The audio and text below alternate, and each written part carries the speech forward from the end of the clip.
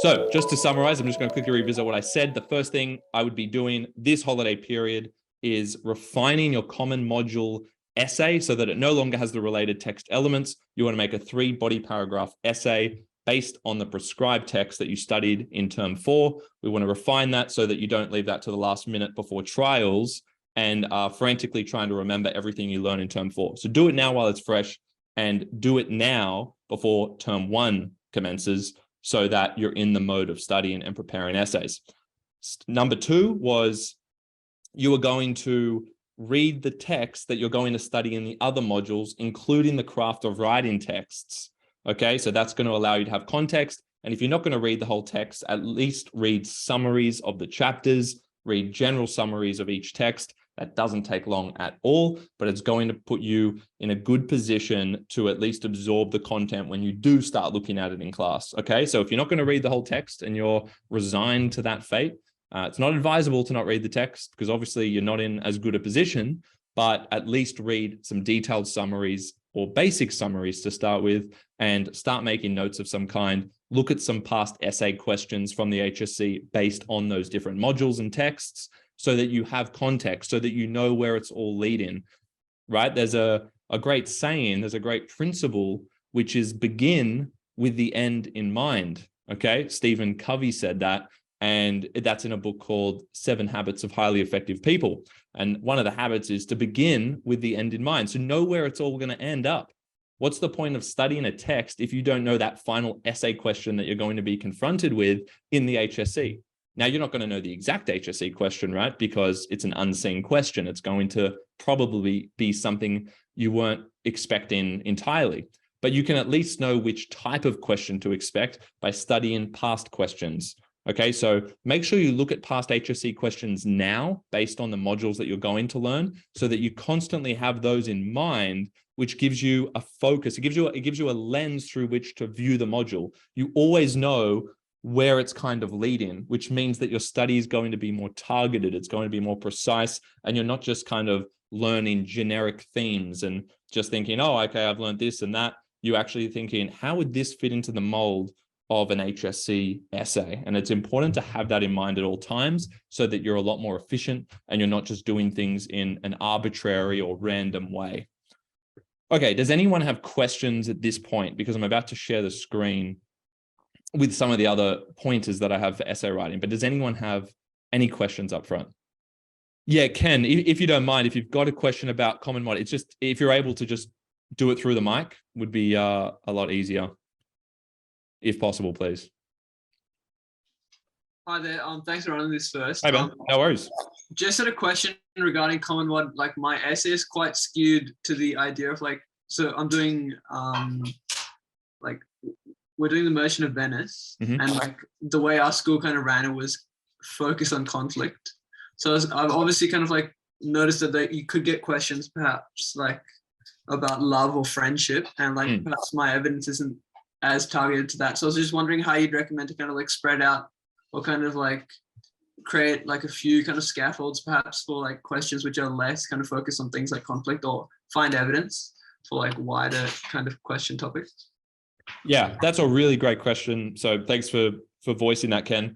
I'm sure a lot of people will have the same question if they don't already, but that's one of the key things, right? Everyone's like, well, how many essay drafts, how many scaffolds should I build? And realistically, in the context of HSC English, the answer is 1, okay? If you've got your essay draft based around this concept of conflict, which is a pretty nice concept actually to base anything around, because as you'll probably notice across all of your texts, there's always a conflict.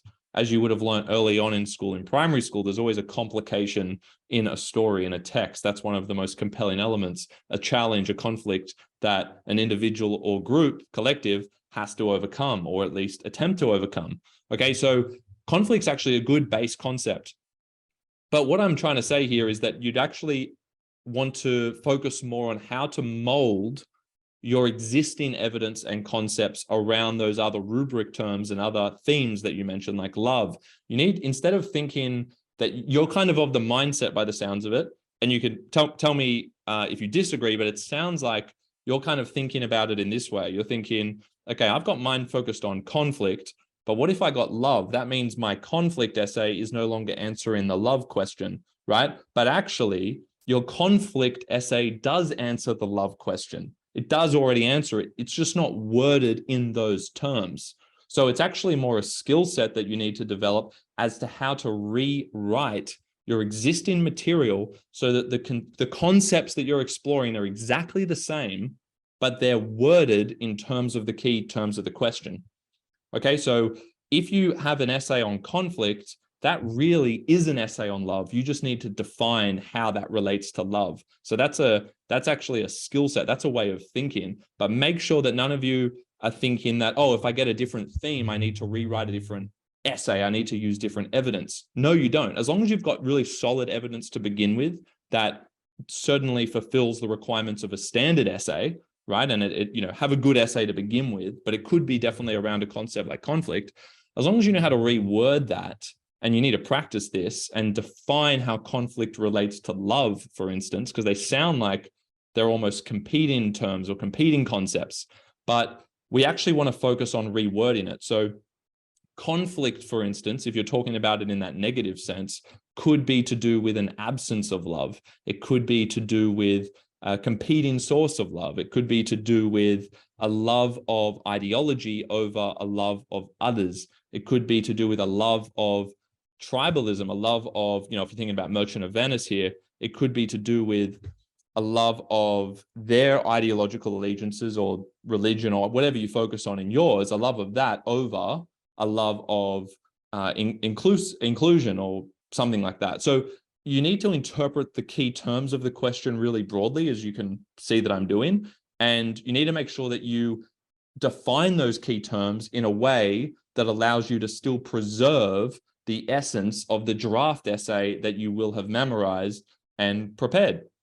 Very cool, Isabella, please be quiet. Crystal. Thank you very much for that. That was really helpful. No worries. Did anyone else have a question there? I mean, Sahana, is that a hand up for like a question?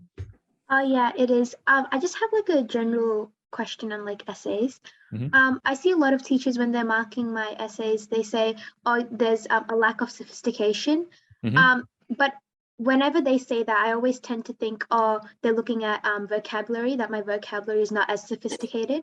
Is there any way to achieve sophistication within an essay without using all these complex words, instead maybe using form or style, just to get that sophistication, but not necessarily with vocabulary, because my vocabulary is not that good? Yeah, absolutely. By the way, another great question. Two really good questions to start. So we're off to the races here. Basically, I think I've got a good answer for you here. It's not about vocabulary. You're right. A lot of people, this was kind of like a year 11 thing for me even, is a lot of people got obsessed with the idea of using big words because they thought that would elevate the sophistication, right? And in some way, having a broader vocabulary is useful. It doesn't mean you'll use it effectively, but it's useful typically because it allows you to express your ideas in fewer words, which means that you're more concise, which means that you're able to get your point across in less words and be more effective in that way, right? That's often more persuasive. You're not ranting, you're not rambling, you're straight to the point. Having a larger vocabulary often allows you to do that because there are words that there is a single word that will replace a whole sentence, right? If you know that word. However, you don't need to have a big vocabulary to be more sophisticated. One way you can be more sophisticated is kind of what I'm saying. Even if it's not a bigger vocabulary, try and reduce the length of each sentence, right? Try and reduce the amount of clauses that you use. And a clause is something that's separated by something like a comma or a semicolon. So look to have shorter sentences that actually just focus on a singular point rather than having more rambly sentences that have a lot of commas and that tend to be clunky. Okay, so refine your sentences, but here's the second element, which is even more important. And this is the real key, right? If you're not being sophisticated, in my eyes, the first thing that came to mind is if I was to read one of those sentences that the teacher said wasn't sophisticated, I would be thinking you weren't specific enough. That's not to do with your vocabulary. That's to do with you not giving me a specific insight, which meant it seems contradictory to what I just said, because I was saying shorten your sentence, which you would think, oh, I've got to be less specific. It's like, no, that's its own art of trying to, reduce the amount of words. But when you are using those words to convey your point, make sure that you're not using generic or vague terms like theme, idea, even specific themes you could say that aren't specific enough, like power, love, conflict, like we had before. If you're just saying words like that, and I've actually got a really good example in the slides, and I'll make sure I'll pull that up in advance for you. But if you're just saying that, Shakespeare explores love, that isn't actually a theme. That actually isn't an idea. That is just a word that doesn't mean anything. It's not sophisticated. It's sophisticated if you tell me what type of love or what type of power, and if you tell me something about it, right? So do you see what I'm getting at there? You actually need to convey an idea, which should be a phrase rather than a word. So if you start focusing on writing phrases, which is multiple words, of course, to convey the same thing, rather than just that one generic word, then you're going to be a lot more sophisticated. So sophistication comes primarily from being more specific. So I'll give you one example, and then you can let me know if you have any follow-up questions. But let's say I wanted to say, okay, and there's an example of this, as I said, but let's say we're saying Shakespeare explores power. That doesn't sound sophisticated, does it? Because I haven't actually offered an insight. And the way that you offer an insight is to tell me something about that concept. It's not even a concept yet, as I said, but about that term. So if you're using the word power, tell me something about it. Oh, Shakespeare explores the corruptibility of power. That's an idea. Okay, so power corrupts people. That actually is an insight. You're telling me something that would mean something to me. If you just said Shakespeare explores power, I don't know. What about power? So if I'm left with any kind of question like that, you're probably lacking that specificity, which means you're lacking sophistication. Okay, so a good technique, if you want to note this down, and for everyone else listening, just write this down. You want to ask yourself this question. It's going to help you a lot. Whenever you feel like you're being a little bit vague, ask yourself what the marker is going to ask themselves, which is what type, how, why, so what. Okay, so write those questions down. They're questions to ask yourself about the term that you're using that you think is an idea, but probably isn't fully developed. So you need to expand on it. And the way you expand on it is by asking yourself a question to which you then need to provide an answer. Okay, and then the art becomes, going back to step one, how can I then be specific without rambling on for sentences on end? How can I then move to the next point? So that you've got to get that sweet spot where you're being specific and expanding, but at the same time, you're being concise. Okay, that's kind of the sweet spot there of really effective writing. But did you have any follow-ups there, Sahana? Yeah, so thank you for that. So it's basically, I guess, the art of choosing those key words that kind of replace those like really long, big kind of sentences. But it's also being specific, being concise, but being in depth, which is like kind of contradictory, but it's like just learning the balance. Is that kind of what it is? Just learning how to balance between both. Yeah, that's it. And also just to reemphasize, if you don't have that big vocabulary, don't worry about that. Let's just use your existing vocabulary. All I'm saying is using those existing parameters, always reread your work and try and shorten the sentence as much as you can by getting rid of unnecessary or superfluous, right? There's a big word, right? That's excessive language. Often people, here's another thing. Often people say a word followed by the word "and." Like you say, oh, Shakespeare explores love and romance. It's like, well, is there a big difference there? And also, why are you listing? Why don't you tell me one thing about one of those? Do you see the difference there? And I'm going to pull up an example for you as well, because I think it's going to help clarify this. But yeah, using your existing vocabulary, forget about adding more words to it. It's more about, instead of writing things like a list of ideas and using words like themes, ideas, concepts, don't even write those actual words ever in your essay. Never write the word idea, theme, essay, concept, okay?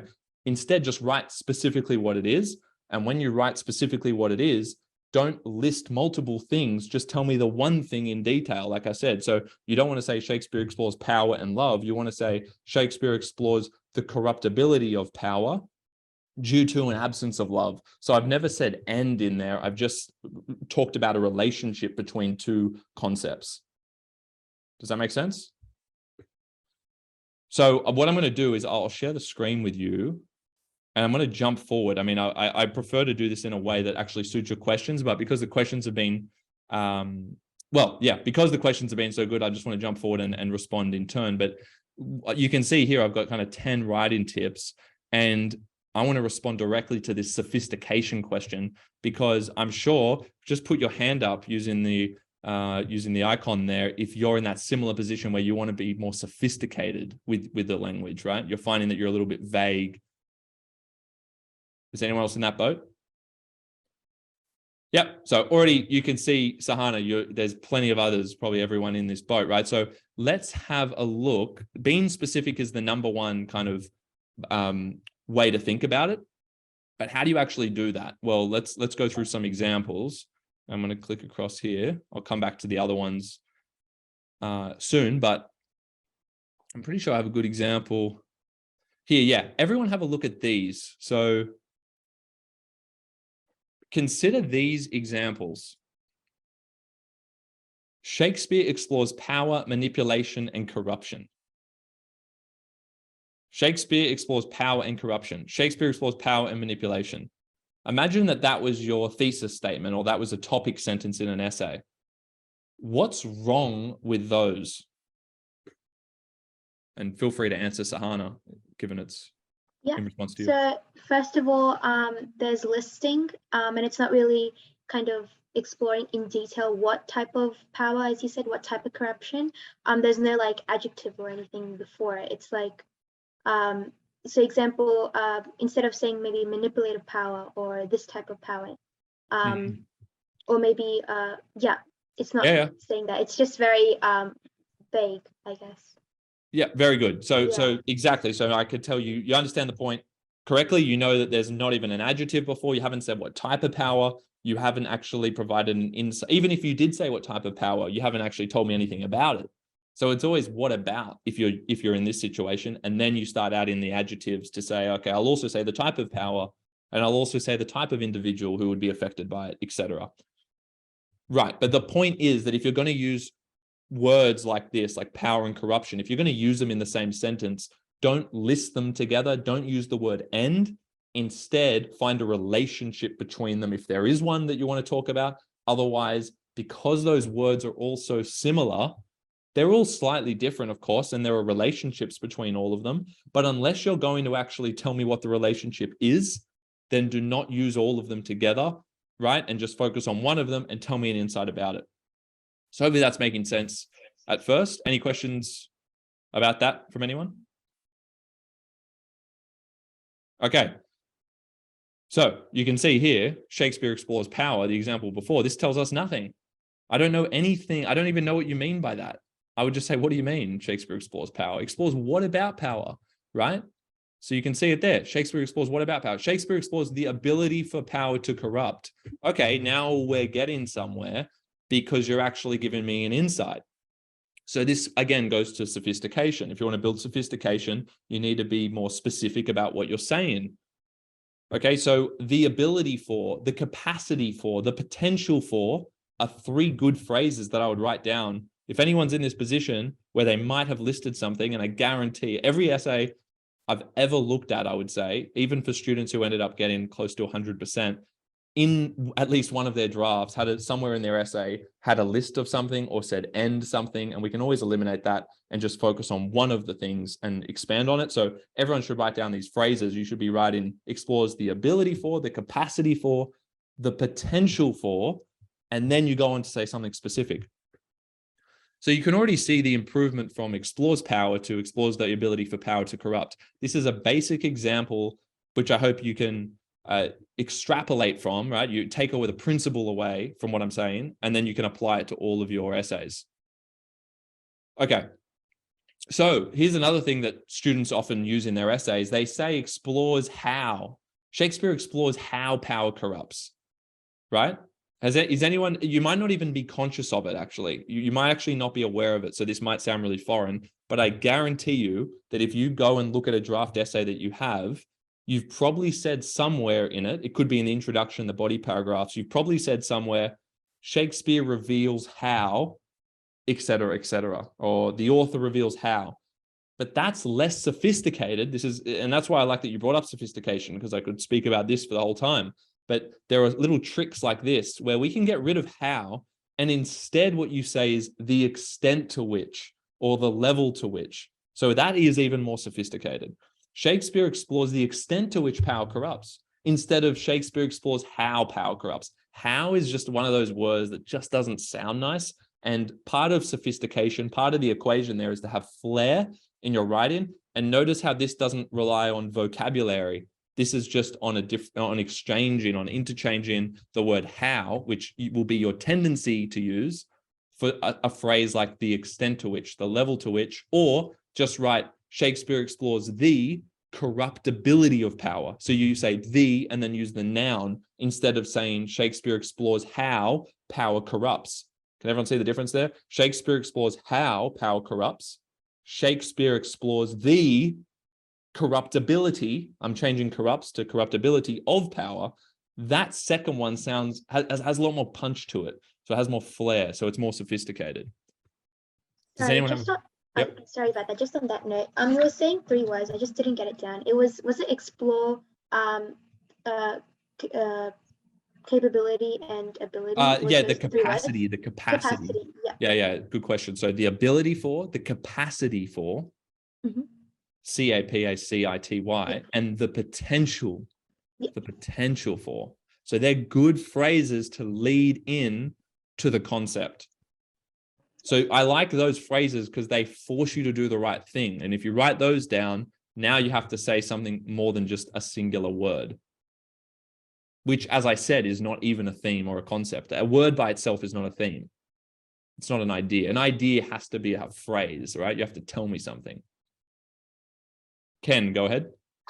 Yeah, thanks for these suggestions. I love the idea of like the what type, what about, how and why, and like so what. I was just curious to ask, like, what would you say is the difference between like the why question and the so what question? Yeah, that's a really good question. So the difference between why and so what. Okay, so if you're talking about why would probably pertain more to context if we think about that broadly. So why has Shakespeare explored the ability for power to corrupt, right? Why has he done that? Well, that forces you to think about what are the influences behind it. So, and in Shakespeare's time, there were all of these things going on. Well, that's why he's explored it. So you can have that take on the why. I'll come to the so what in a second. Another thing about why would speak to the motivations behind the characters. So it depends whether you want to relate that in general to the context of the composer. Otherwise, the why can pertain to someone's motivations. Why do they want to do that? Well, Shakespeare explores the ability for power to corrupt due to contextual influence. That was number one. Or Shakespeare explores the corruptibility of power.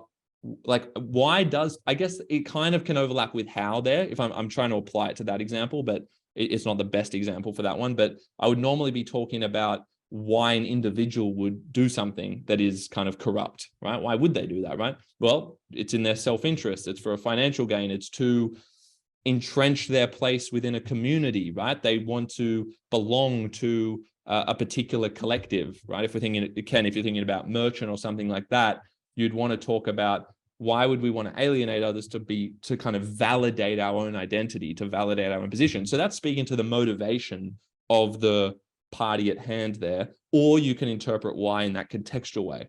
Now, so what is saying, well, who cares that power corrupts? So but like, that's a different question. That's saying, that's not asking how did we get there, or why did the composer explore it? So what is saying, well, what's the consequence of all of that? Well, because power corrupts, it means that individuals are constantly at threat of losing their autonomy, of losing their freedom. Because if power is being corrupted, then that may actually impede on their ability to voice their true self, right? Or it may alienate the individual from a community. So you can see, so what looks more at the consequences and the dangers and the threats of something, whereas why looks more to the root cause of where that came from, or why can be interpreted broadly, depending on where you're talking about, to the composer's context. So hopefully, Ken, that answers that distinction. Do you have any follow-ups there? No, that was really well said. Thank you. No worries. Any other questions on that? Because these are all great questions, by the way, guys. And even if you think you have a question that is a silly question or a dumb question, please ask it, because someone else is probably thinking it. And also it will just help us continue the flow here. So any other questions on this note? I'm going to go through more of this, but I just want to keep checking in. Feel free also, if you have an example of something that relates to this point or otherwise, just to jump in and be like, oh, what would you do with this? Like Ken before us, like I'm doing Merchant of Venice, conflict, etc. Feel free to bring up your examples because that's obviously going to be helpful to you specifically. So we're going on here. We're trying to get away from listing. We're trying to be more specific by asking these what type questions, who even, what, right? Just question, mini questions, I call them, micro questions, micro or mini questions. If you can just remember that term, mini questions, ask mini questions, that's going to help you. So we want to actually expand on it. So notice how we went from Shakespeare explores power, way too basic, you haven't actually said anything, to Shakespeare explores the ability for power to corrupt. Okay, well, you're telling me power corrupts, so you're telling me something now, correct? But how specific have you been? Could you be more specific? Well, what type of power and who's being corrupted? What's being corrupted? See how we've got layers of specificity here? If we go one more, I'd say we're probably at that band 6 expectation, okay? Whereas the other one is probably still at that band 5. So if we go down to the bottom there, you can see it. Shakespeare explores the ability for political power. Okay, now you're giving me the type of power. I like that. Maybe it was institutional power, and perhaps you could apply a few, which is probably the case. Try and use them in different parts so you're not always repeating yourself. But maybe it is ideological power, which again, probably overlaps with political power. Maybe it is emotional power, right? You need to interpret it broadly so that you give yourself the opportunity to use a diverse range of adjectives to describe the type of that thing. So in this case, political power, ideological power, totalitarian power, emotional power, okay, familial power, anything like that. You need to be quite open-minded about how you use it. Otherwise, you're going to think that what you want to say isn't relevant, but actually it is. So it explores the ability for political power to corrupt an individual's moral integrity. So instead of just saying to corrupt, does everyone see how if we ended the sentence where we were before at step 2, to corrupt what? I don't actually know what it's corrupting. Do you see how that's still quite vague? Whereas now, hopefully intuitively, it feels like that concept there is complete. It still felt incomplete in the middle one. Does everyone see that? So even at that second step where we said the ability for power to corrupt, maybe that's a nice start for like a short one-liner to begin the whole thing. But ideally, you'd want the third sentence there, the third layer. That's where I feel like, okay, you've said the type of power, you've said what it's doing, it's corrupting, and you've said what it's corrupting. I feel satisfied with that level of sophistication because it is specific. And again, using a more specific tip there, we've avoided using something like how. And then you can layer in a couple of other things. Potentially when you revise it, you might want to bring in other elements, but don't overcomplicate this process. We're mainly focusing on here just being more specific, but build out from that starting point. So if you're ever stuck, you can start with something like Shakespeare explores power, and then you literally just branch it out step by step like we've done here, and you'll arrive at that endpoint. Sometimes if you try and get to that third step in the first go, you'll be overwhelmed and demoralized a little bit at times, right? You'll be like, oh, I don't know how to reproduce that. But actually, when I did that, it was just going through those steps. So start really basic and then force yourself to go through this process, and you'll end up somewhere like that if you just ask yourself the questions. Any questions about that? Okay. Cool. So I'll go back then, unless, again, other questions pertain to slides out of the order. But let's go back. We've done listing. I like that. So thank you for that lead, Sahana and Ken. Good questions to get us going. So other things that I want to talk about, and I guess I'll try and keep it in the flow here. I mean, timing of your essays and that is kind of a more macro point here. Let me continue on with the sophistication idea. And what I might go to, I'm just going to keep going through from 4 to 10, and we'll come back to the other parts at the end because they're a little bit more macro, right? Let's look at the actual construction of the sentences.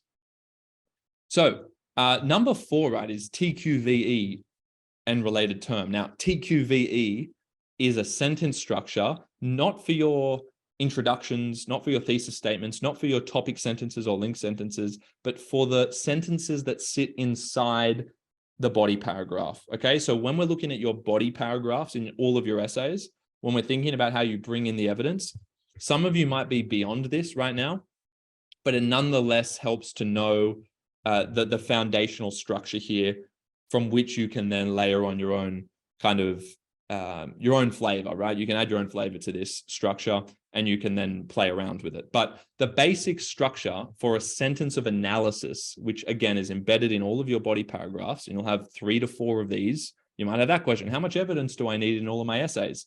Well, if you're doing a 3 body paragraph essay, I would say if you can write fast enough, and we'll talk about timing later, but if you can write fast enough, 3 to 4 pieces of evidence in separate sentences would be the answer there. Ideally 4. So I would always aim for 12 pieces of analysis in an essay. So that could be 3 paragraphs with 4 pieces of evidence in each. So 4 quotes, for instance. Or if you were doing a 4 body paragraph essay, which I would only recommend doing for module A, if anything, you could still do a 3 body paragraph for module A. Module A for the advanced students here. For standard students, I would only be doing 3 body paragraph essays. Should never have more than 3. For an advanced student, if you're doing that comparative essay for module A, textual conversations, then you might consider doing 4 bodies whereby you split the essay up into 2 halves, essentially, and then you consider how 2 key ideas apply to each text, and you kind of go back and forth like that, A, B, A, B. So that's when you do a 4 body. In that case, you would do 3 pieces of analysis per paragraph. If you are a slower writer, is anyone here a slower writer, which is absolutely fine. And I work with a lot of writers who would consider themselves a slow writer. It's absolutely fine. Who puts themselves in that category? Yep. Others?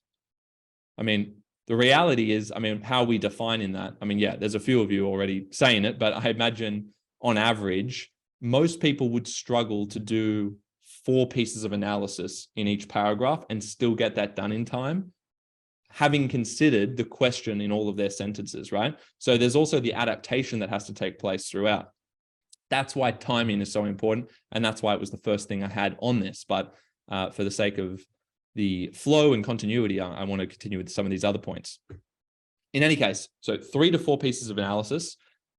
Given how tight the timing is in all of your essays, and especially in the exam, 40 minutes per essay that you are given, 32 minutes really that you would want to have the draft completed in, because you need to allow for that buffer time to adapt to the question. So say you have a draft essay. If your draft essay is 40 minutes, that's no good because you only get 40 minutes. Now you might think, well, then that's perfect. No, it's not, because you haven't seen the new question. Once you see the new question, you need time to think, and you need time to rewrite parts of each sentence potentially. That's a lot of sentences to be tweaked. Sometimes it's a very minor tweak. Sometimes it's a complete rewrite. Hopefully you're not in that situation too many times. And as I said before to Ken, it's very rare that you would need to be in that situation where you're rewriting something completely or bringing in new evidence, right? It's all about how broadly you can think about your existing essay and the key terms of the question and finding that connection. But in any case, 32 to 34 minutes is what I always recommend as the time. See, I can't avoid talking about timing because it's that important. It will shape, no doubt, your final results by disproportionate amount, I would say, okay? How well you can get the timing right of your draft essays and how committed you are to memorizing them and practicing adapting them to different questions is going to be a disproportionate determinant on your final marks. And I have no reluctance to say that is absolutely true, okay? So 32 to 34 minutes for all of your drafts. Unfortunately, when you draft up an essay the first time, you're going to have far too many words because, one, it's going to be clunky, as we talked about. It's not going to be as concise because that takes a lot of revisions. You have to do what most students don't want to do and reread your essay multiple times and obsess over the one sentence and get it as short as possible while still being specific, right? That's always the aim. So that takes a lot of effort and time. And the better you can do that, the more that you can pack in while still maintaining an adequate amount of time to adapt. So the timing's important, but you want to make sure that you're being as concise as possible with your analysis so that you can actually get as much in there as possible. So that's where this structure comes in now, which is this TQVE and related terms slide there. Sahana, I'll come to you in a second. So the structure you're seeing on screen, guys, again, is a way of bringing in your analysis. It's a way of introducing the technique that you want to talk about, which relates to that particular body paragraph. And then you want to have the quote, then you want to have a verb like reveals, you might have emphasizes, you might have suggests, depicts, portrays, any term like that. And then you would actually want to say what it means. What does that technique, what does that quote actually mean in the context of your argument?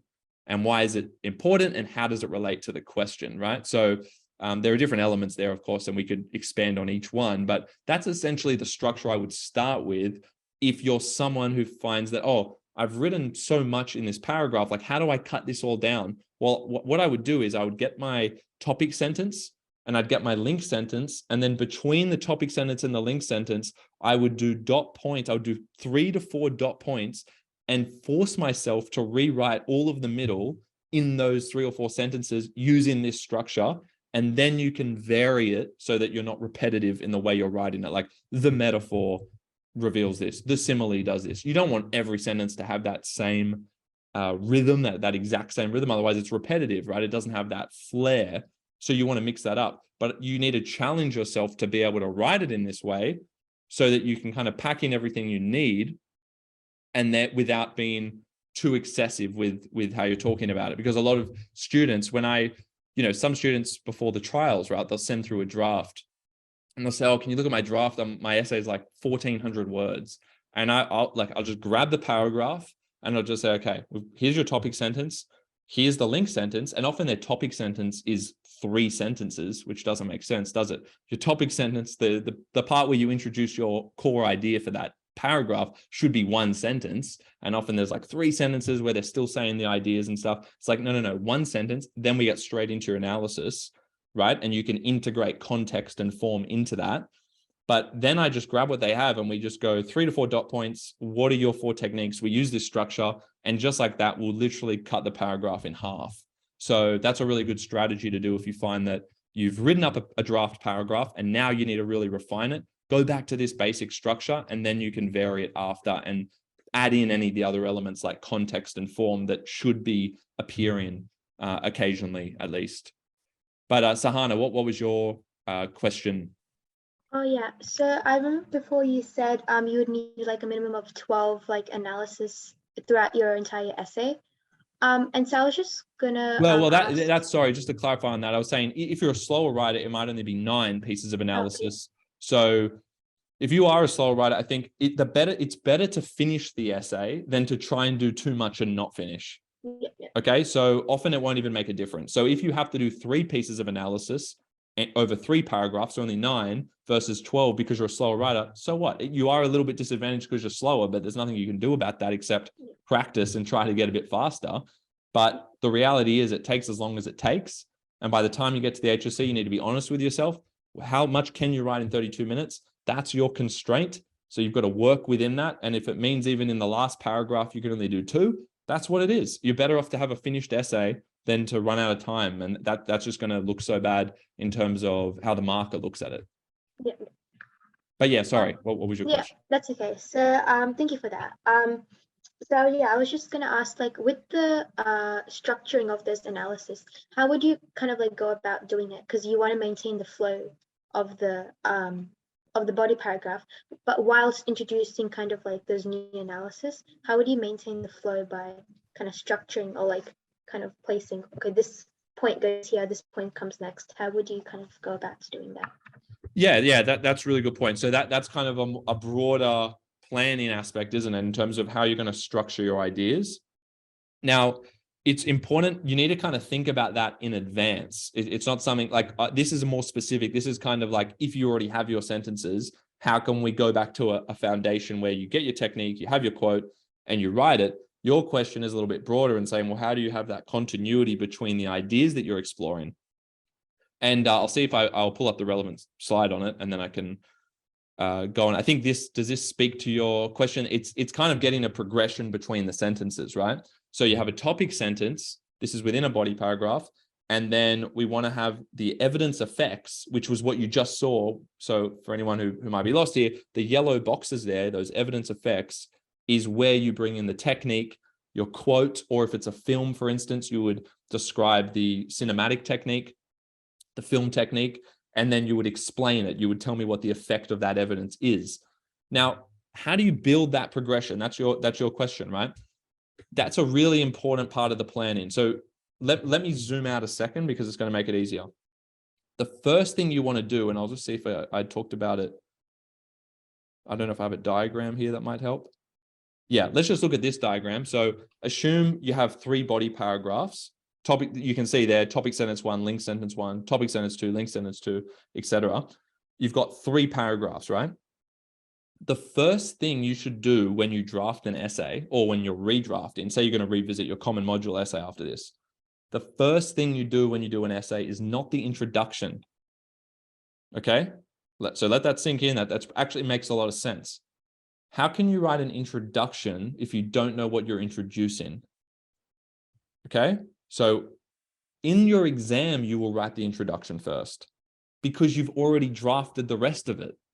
When you're drafting the essay for the first time, the first thing you actually do is figure out what your 3 topic sentences are. So you think about what are your 3 ideas and make sure that they progress from one to the next, that they're not in a random order. How do you do that? Now, Sahana, we're going to get closer to what you're saying, but I just want to start a bit broader here. So when you're considering your 3 body paragraphs, we do our topic sentences first. That's the first step that I will do with a student if we're building an essay. It's to write 3 topic sentences. Now, when I'm thinking about writing the 3 topic sentences, I'm thinking about what are the 3 ideas that are going to flow from one to the next. And the framework that I use for that, and perhaps some of you have seen it, is to start with the problem. So the first body paragraph is always about the problem. What's the core problem or tension that is explored in this text? Because as I mentioned earlier, every text has a core problem or a tension that it's exploring. Define the problem. Everyone will define it in different terms. Maybe that's because of the draft questions that you've been given. Maybe that's because of the angle that your teacher has taken in delivering the course. Maybe it's because of some research that you did online. It's going to inform the way you talk about the problem, but fundamentally, there's going to be a core tension that you talk about. There's not one right way of articulating that. It will probably be similar to what other people do, but you will word it in your own way, or you'll word it based on how your teacher said it, etc., like I said before. So you talk about the problem, define the tension. Okay, what is the tension? The second thing is, in your second body paragraph, is going to be generally, and this is just one idea for how to structure it, what is the consequence of that problem? And often the consequence of that problem is a struggle for an individual. Okay, that's what you'll often find with the text that you study. So there's a problem. Okay, this is not good in this society. Consequence, now the individual struggles to do this. Okay, now the individual is alienated, et cetera, et cetera. Okay, so what is the consequence of that problem? And then the last one, right, the third body paragraph is there a resolution? Can we fix that problem? Is there a suggested solution to that problem? And if so, what is it? What does it require of the individual, of the collective, of the audience, of the responder?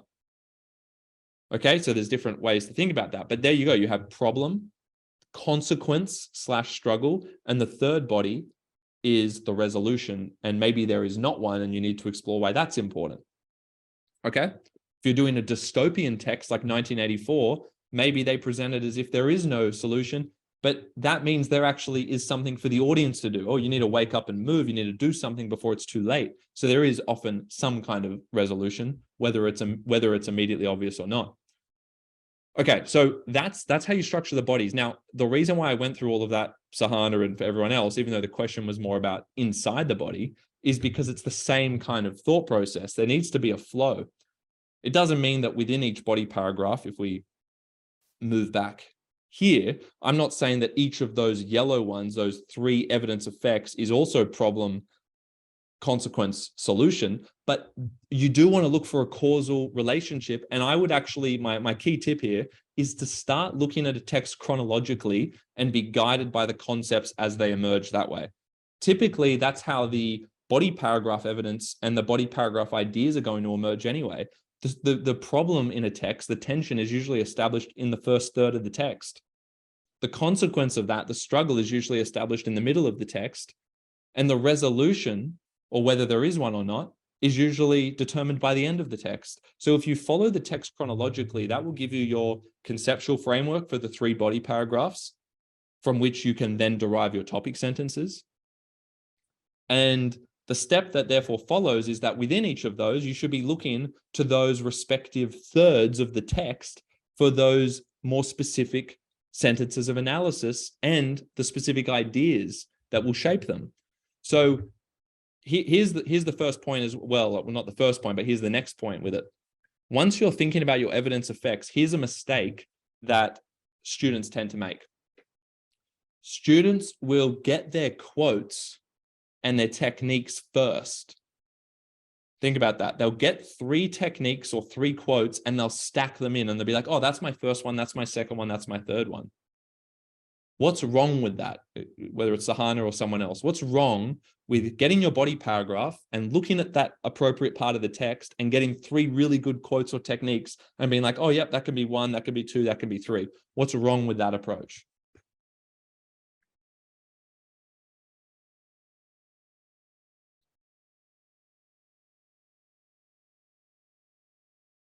Anyone? Anyone want to have a stab? Your thesis could change, like depending on the question.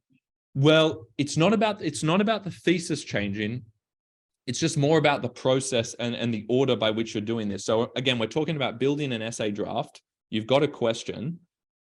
Thesis changing or not, let's leave that aside for different and forget about there being other questions that you could be asked. But even if you had a question and you knew what your thesis was, when it comes time to picking your evidence and shaping your argument within each body paragraph, what's wrong with grabbing 3 quotes that you like and stacking them and then writing about each one?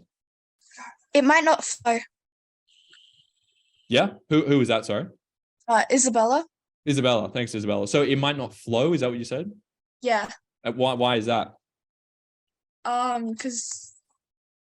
Because they would be kind of all different, and so they have maybe different themes and ideas in each quote.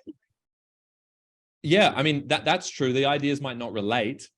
So even though you like the 3 quotes, when you explain them, that those explanations, those ideas might not actually flow from one to the other. So that's exactly the answer. And maybe that was just assumed by others. But what I'm trying to say here is when you choose these, it's kind of this weird, it's an implied process, but the idea is you read through the evidence, you figure out what quotes you like, but when you then come to shape the body paragraph, you actually start with the ideas. Obviously keeping in mind, you've already looked at the evidence and you know roughly the types of quotes you want, but it's like you read the text step 1, step 2, you actually come to your body paragraph and you write 3 mini ideas.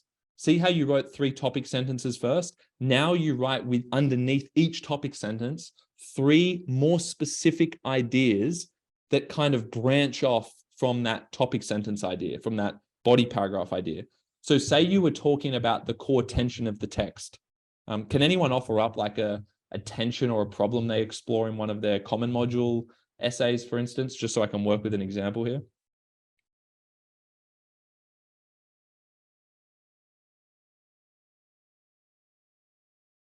What's a problem explored in one of your common mod texts?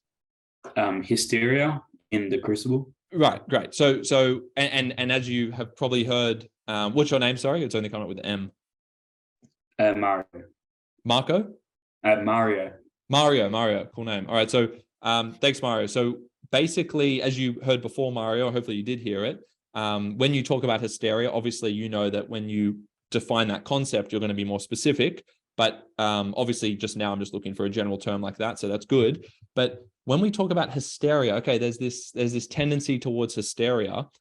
Now we need to break that down into 3 smaller ideas. Now, you've already looked at the text and you know the kind of quotes you want to choose, but you're not just going to stack 3 quotes on each other only to then find out the ideas don't actually flow from one to the next. So instead, you start with the ideas, having looked at the text, and you say, okay, what's the logical starting point here? And just think about it chronologically. Okay, I've got a hysteria. Okay, the first thing I'm going to do is I'm going to say, why there is a hysteria. Well, how does hysteria come about? Okay, and then you write the idea there, keeping the text in mind. You need to know that the text will answer that for you. Okay, so you say, okay, how does hysteria come about? Can you see how that question kind of places me right at the start of the text? Kind of places me pretty early. How does it come about? Or why does it come about? Okay, then the next, and you write that idea there, and you say, okay, hysteria emerges out of self-interest. Okay, or to get attention or something, right? And then you go get a piece of evidence about Abigail or something, right? So you're matching up evidence with an idea that's already been planted there, but the idea that you put there was derived from you having gone through the evidence, if that makes sense. Okay, so if you can kind of follow what I'm saying there, that's the process by which I would do this. So then you go, where does hysteria come from? Okay, second thing, how does hysteria starts there? That's how it emerges. Why does hysteria, what are people's reactions to hysteria? Like, how does hysteria start to build up? See how the first idea was going to be, okay, hysteria emerges from self-interest. Okay. Hysteria then consequently, the community feels threatened by this revelation. Okay. So now I'm going to get a quote that shows other people getting hysteric. So my first bit of evidence was about how someone had some kind of selfish interest, self-serving interest. The second one is now about, okay, hysteria started that way, but now it starts to build up this way. And then the third evidence, this is the thinking, right? And this is the hard thing. We're just doing this on the spot now. But the third thing about hysteria might be, okay, I've got it emerging that way. People start to react irrationally this way, right? And then all of a sudden, individuals become overwhelmed by emotions and their reason is lost. So you kind of expand on that second point a little bit more, but you're going more deep on the emotional side of it. And then you get a piece of evidence from the text on that. So the points are quite similar there at the end, but you're giving a deeper point. You're giving an extension of a point on the last one. So that's where in that one, you can actually just extend points as well, or you can have cause and effect relationships. So very long-winded answer, Sahana, but hopefully this is getting to the point there that first of all, you don't be governed by the quotes, you're governed by the ideas, but the ideas, of course, came from you already having consolidated the quotes and looked at them, and then you get a feel for it, but then you dot point. I would have 3 dot points, which are kind of, indexed in. So you have your topic sentence, and then we have 3 dot points inside, and we say, okay, idea 1 is this, mini idea is this, and mini idea 3 is this, and then you match them up to the quotes that best support that. And in terms of getting those ideas in that flow, we use the order of the text as a rough guide. So look at the order of the text. And then also with the ideas, think about cause and effect. Okay, what is the consequence? Always ask yourself, what's the consequence of this? Because that will probably be an easy way to do the next idea and have a clear flow on, right? Does that make sense? You're going to have continuity if you say, so what?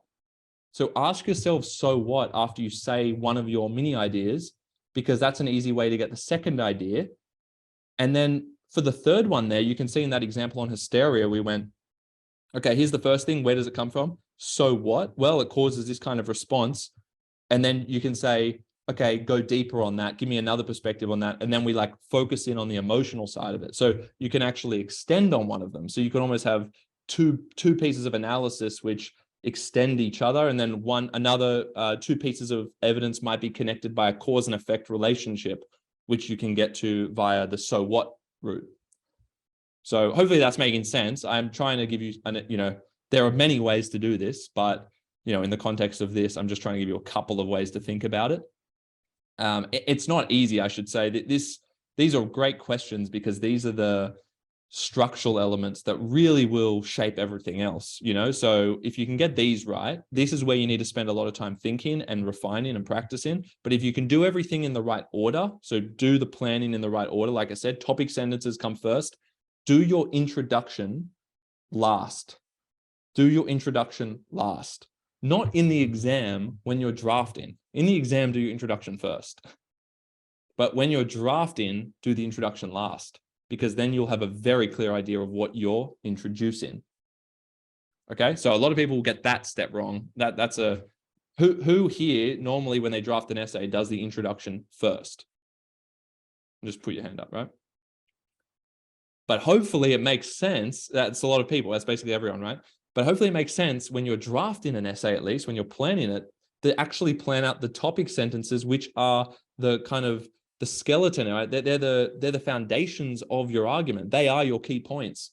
And then once you've expanded on those and you truly know what you're arguing, then you can go back up to the intro and make sure everything is glued together nicely, right? It's cohesive, it flows, and it's going to be a lot clearer. And it means that there's going to be that continuity throughout the whole thing. But yeah, Sahana.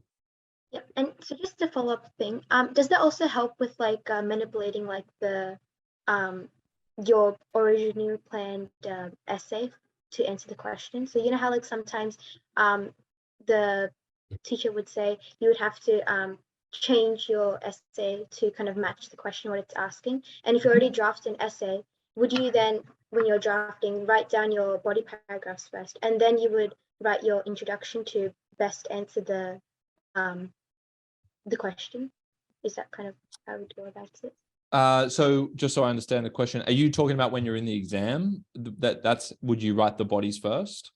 No, I'm talking about like when drafting it. You know how a lot of people say you would have to manipulate the kind of your essay to best fit the question. Of course. But because you've already drafted it, you would first write down your body paragraphs because that's your main like ideas, what you're actually explaining.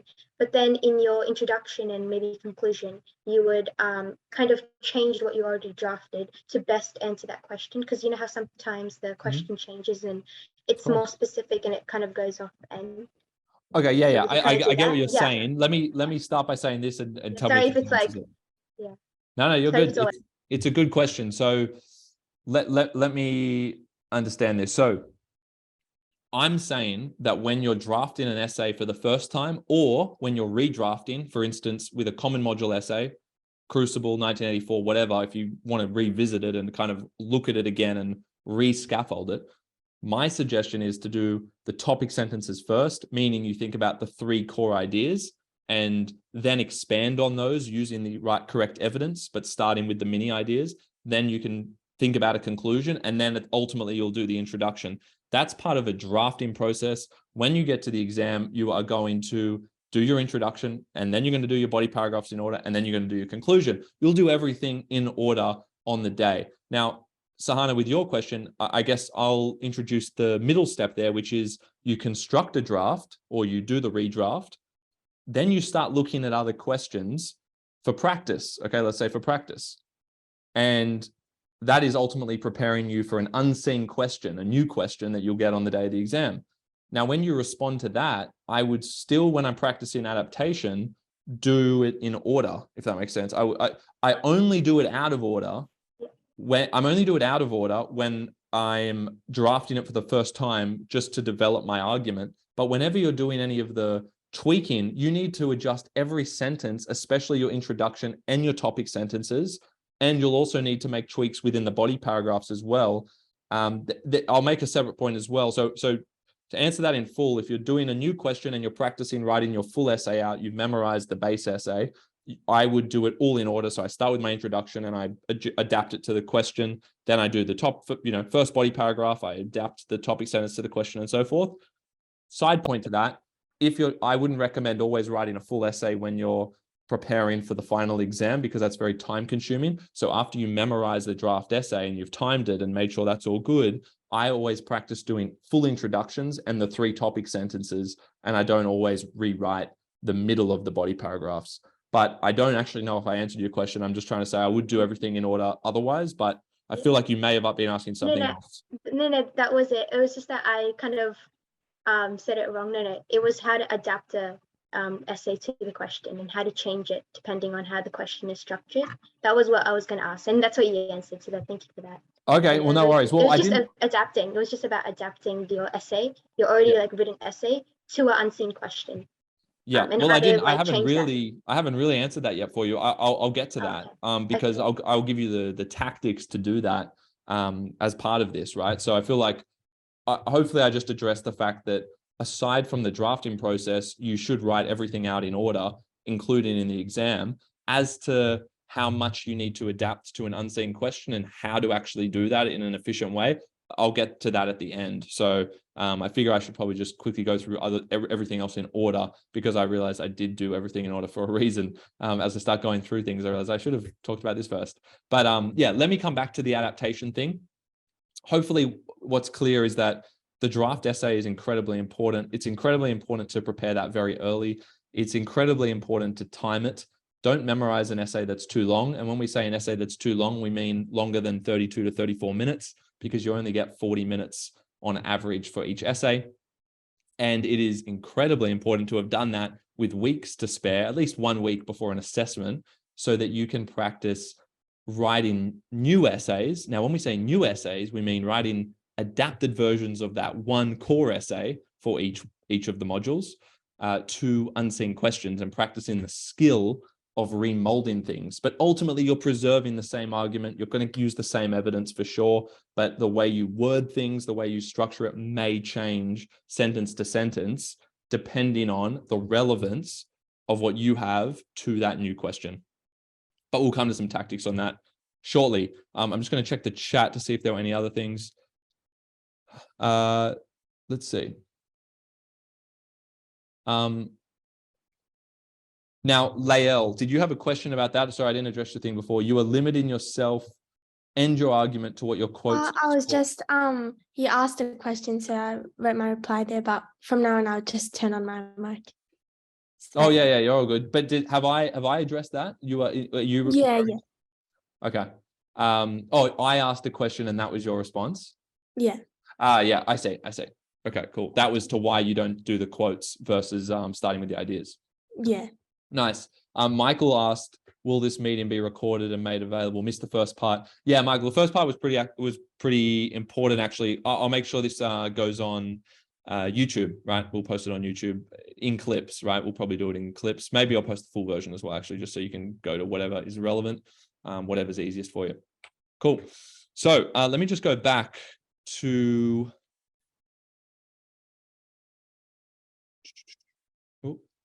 Why is it lagging for me? Can you all see, Sahana, just you can see all these slides as I move through them? Great. So also, would the slides also be available? Well, they'll be on the recording, so I guess you'll see them all.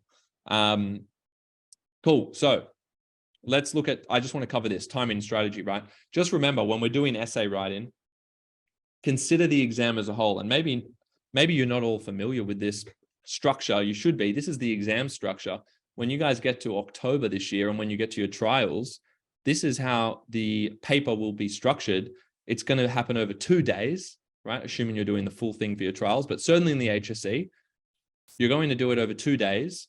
And the first day is just the common module. And that's where you do section 1, where you do, you do all of the short answer responses to unseen questions. So they give you about 4 or 5 texts that you haven't seen before. And then they give you a bunch of questions, 3 markers, 4 markers, up to about 7 marks for a question. And then you do the essay. Everything's worth 20 marks across all of this, right? It's 100 marks total. So the section 1 will be 20 marks. And the reason why it's 55 minutes up here, see above how I put 55 minutes for that one and 45, that's because you get 10 minutes reading time in for paper 1.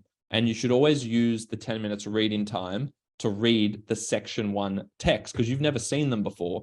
And you need to look at the questions, and you always start with that one, because after that 10 minutes reading time, you're going to be fresh on those, and you may as well get that done first. The essay would come second. That's your common module essay, whether it's the Crucible, Merchant of Venice, etc. You do that second. That's paper 1 done. Paper 2 is 40 minutes allocated to each section.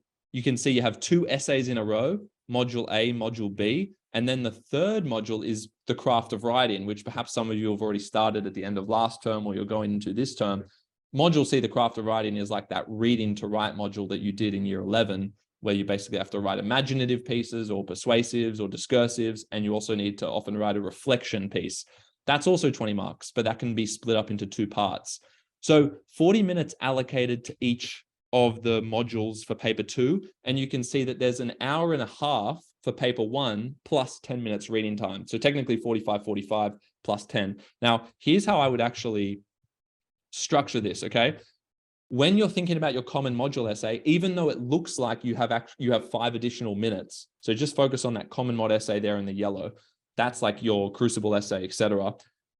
It looks like you get 45 there, but what I would recommend doing is actually giving yourself an extra 5 minutes on the section 1, because that's unseen. You haven't seen that before. So it's advisable to give yourself a little more of a buffer there. So you spend 50 minutes of writing time on section 1, doing all those unseen questions. And then you have 40 minutes, just like all the other ones in paper 2, to do the essay. Why do you need an extra 5 minutes for this common mod essay when the other essays you're going to be doing in 40? They're all worth 20 marks. So that's a little bit of a hack, so to speak, right? There's no reason to give the common module any more time than the other essays. Does everyone understand that? They're all 20 marks. The only reason to give section 1 more is because you haven't seen them before, so it might be a bit harder and it might take you more time. Certainly, I would find that to be the case, right? It took me more time to do that one than the other sections. So 40 minutes is the guideline, but what do you see underneath? 32 minutes, 34. I've actually provided some different times in blue under here, and that's the time that I would recommend you have for your drafts. Now, I said 32 to 34 minutes is the aim for your draft essays, right? So if you're thinking about your common module essays, I would aim to be able to write them out without looking eventually, but don't memorize it until you've done the timing process. So you can print out your draft essay when you think you've got it ready, and then put a timer on and literally just write it as fast as you can with looking at it, and see if you can do it in 32 minutes, because that gives you 8 minutes, because you're going to allow 40 minutes total to do it. Same for mod A and B. That gives you 8 minutes to adapt throughout the exam to that new question. Okay. It's very important not to underestimate the value of that buffer time. People who go in and be like, oh, I haven't timed my essay. It's like, you're literally leaving your whole fate, your whole HSC fate to chance if you do that. And English is mandatory to be counted, right? So you don't want to, you can really mess up there strategically by not timing your essay early in the process and making sure that you cut it down if you need to, so that you can write it in 32 to 34 minutes. Ken, question? Yeah, would you mind just going over like why you mentioned that the paper 1 essay was 45 minutes and the others were 40? Because I'm wondering what you meant was the part that was unseen. Yeah, so with the essay, what I'm saying there with the 45 is that that's what the paper would seem to allocate to it. Allow 45 minutes for it. That's what the paper will say, allow 45.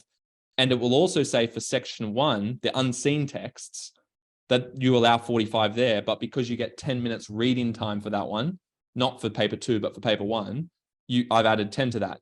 But what I'm saying is I wouldn't treat it as having 45. So you can ignore, I don't know if I have another slide that kind of corrects it. No, but I would ignore the 45 that I've written here, because I'm just saying, I'm looking at it from the perspective of NESA and the paper they're going to give you.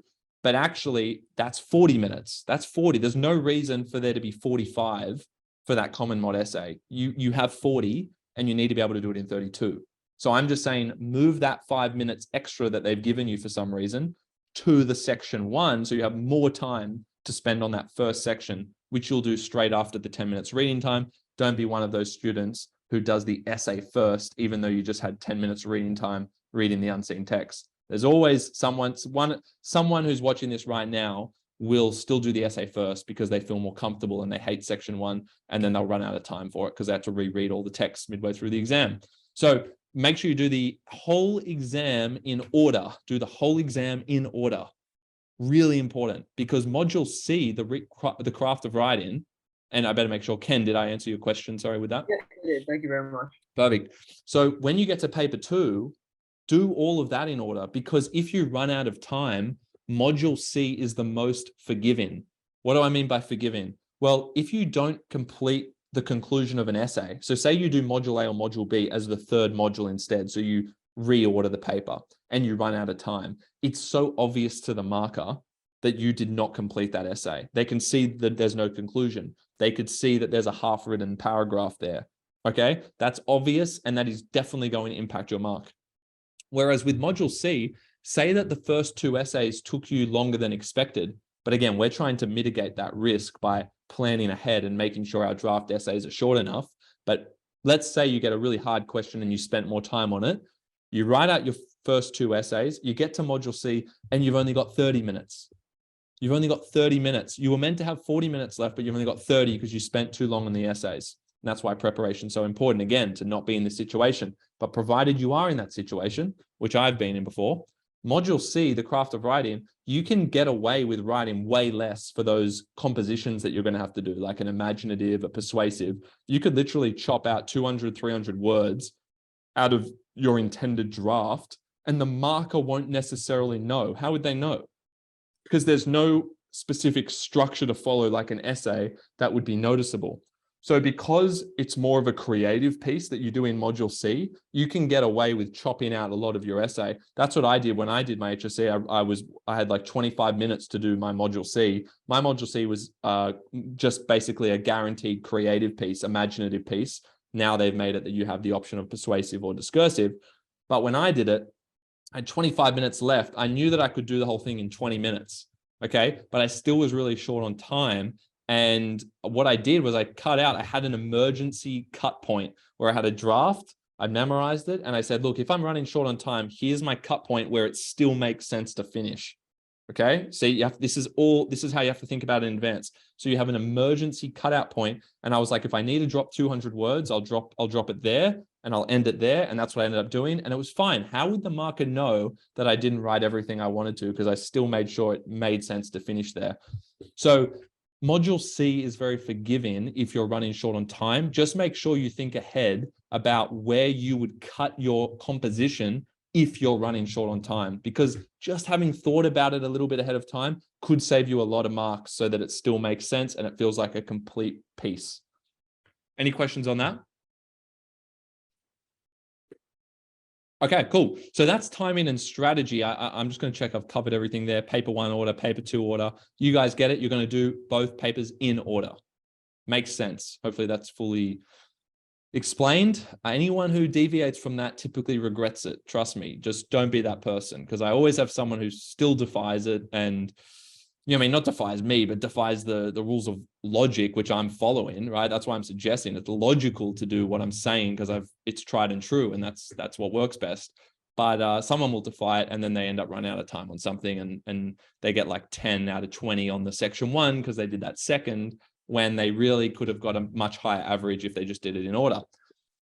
Okay, cool. Memorization's key, but remember, guys, don't memorize unless you have timed the essays first and made sure that it is short enough.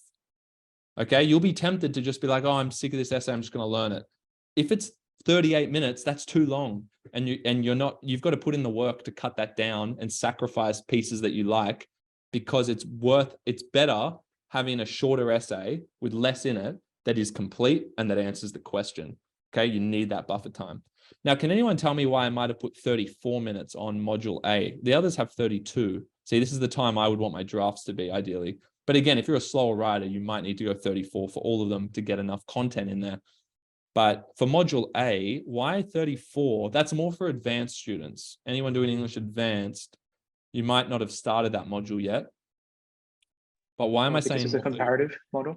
Yeah, it's a comparative. So typically it's a little bit more dense. It's very hard to do that in the same amount of words as the other ones. I'm not saying it's impossible, but it's harder because you've got 2 texts that you're looking at. There's a lot to kind of tick off in module A. So I would allow the kind of maximum there of 34. And you can compensate for that by doing a shorter module C. That's why I say less than 30 minutes. Even if you can do that whole section in 25 minutes when you're practicing, that's beautiful. 25 minutes. Think about all the time you're giving yourself to really think about the other questions and to properly respond to the stimulus that you get for module C as well. So the more buffer time you guys have based on your planning and timing, the better. The best students will be on top of all of this. Okay. So put yourself in that category. Whether you think you're there or not now, why don't you just do what all the best students do and time your essays early, cut them down, and practice different questions and adapt in.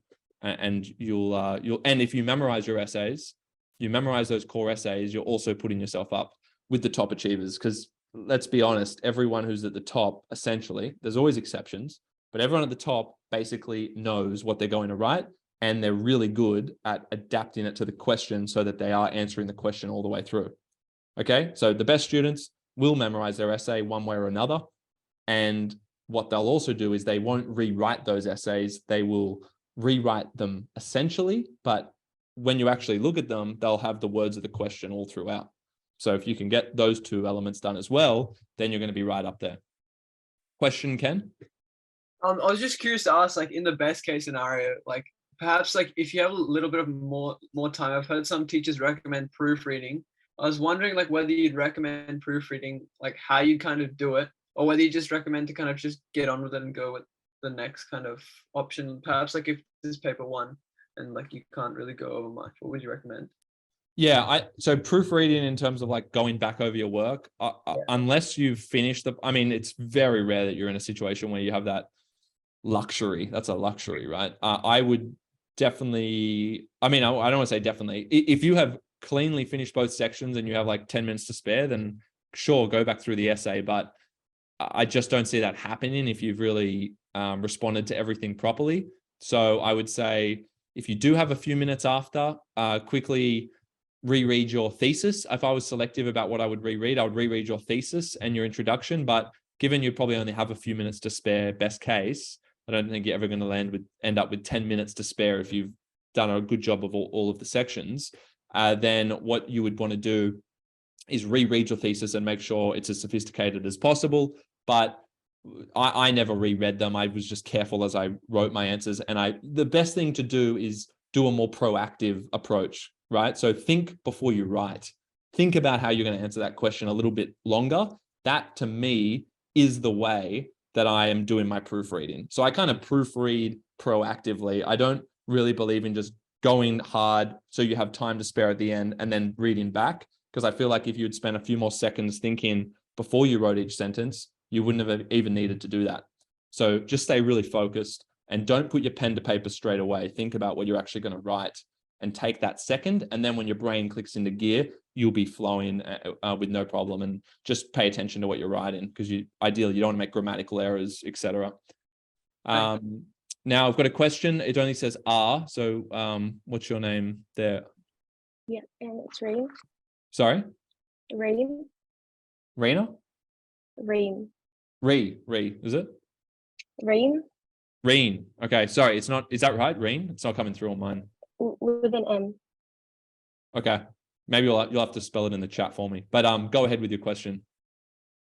So for when we answer a question, having the question all throughout our essay, what's a good way for it to not be just like at the end of the linking sentence and at the topic? Like, is there a good strategy to have it flowing throughout?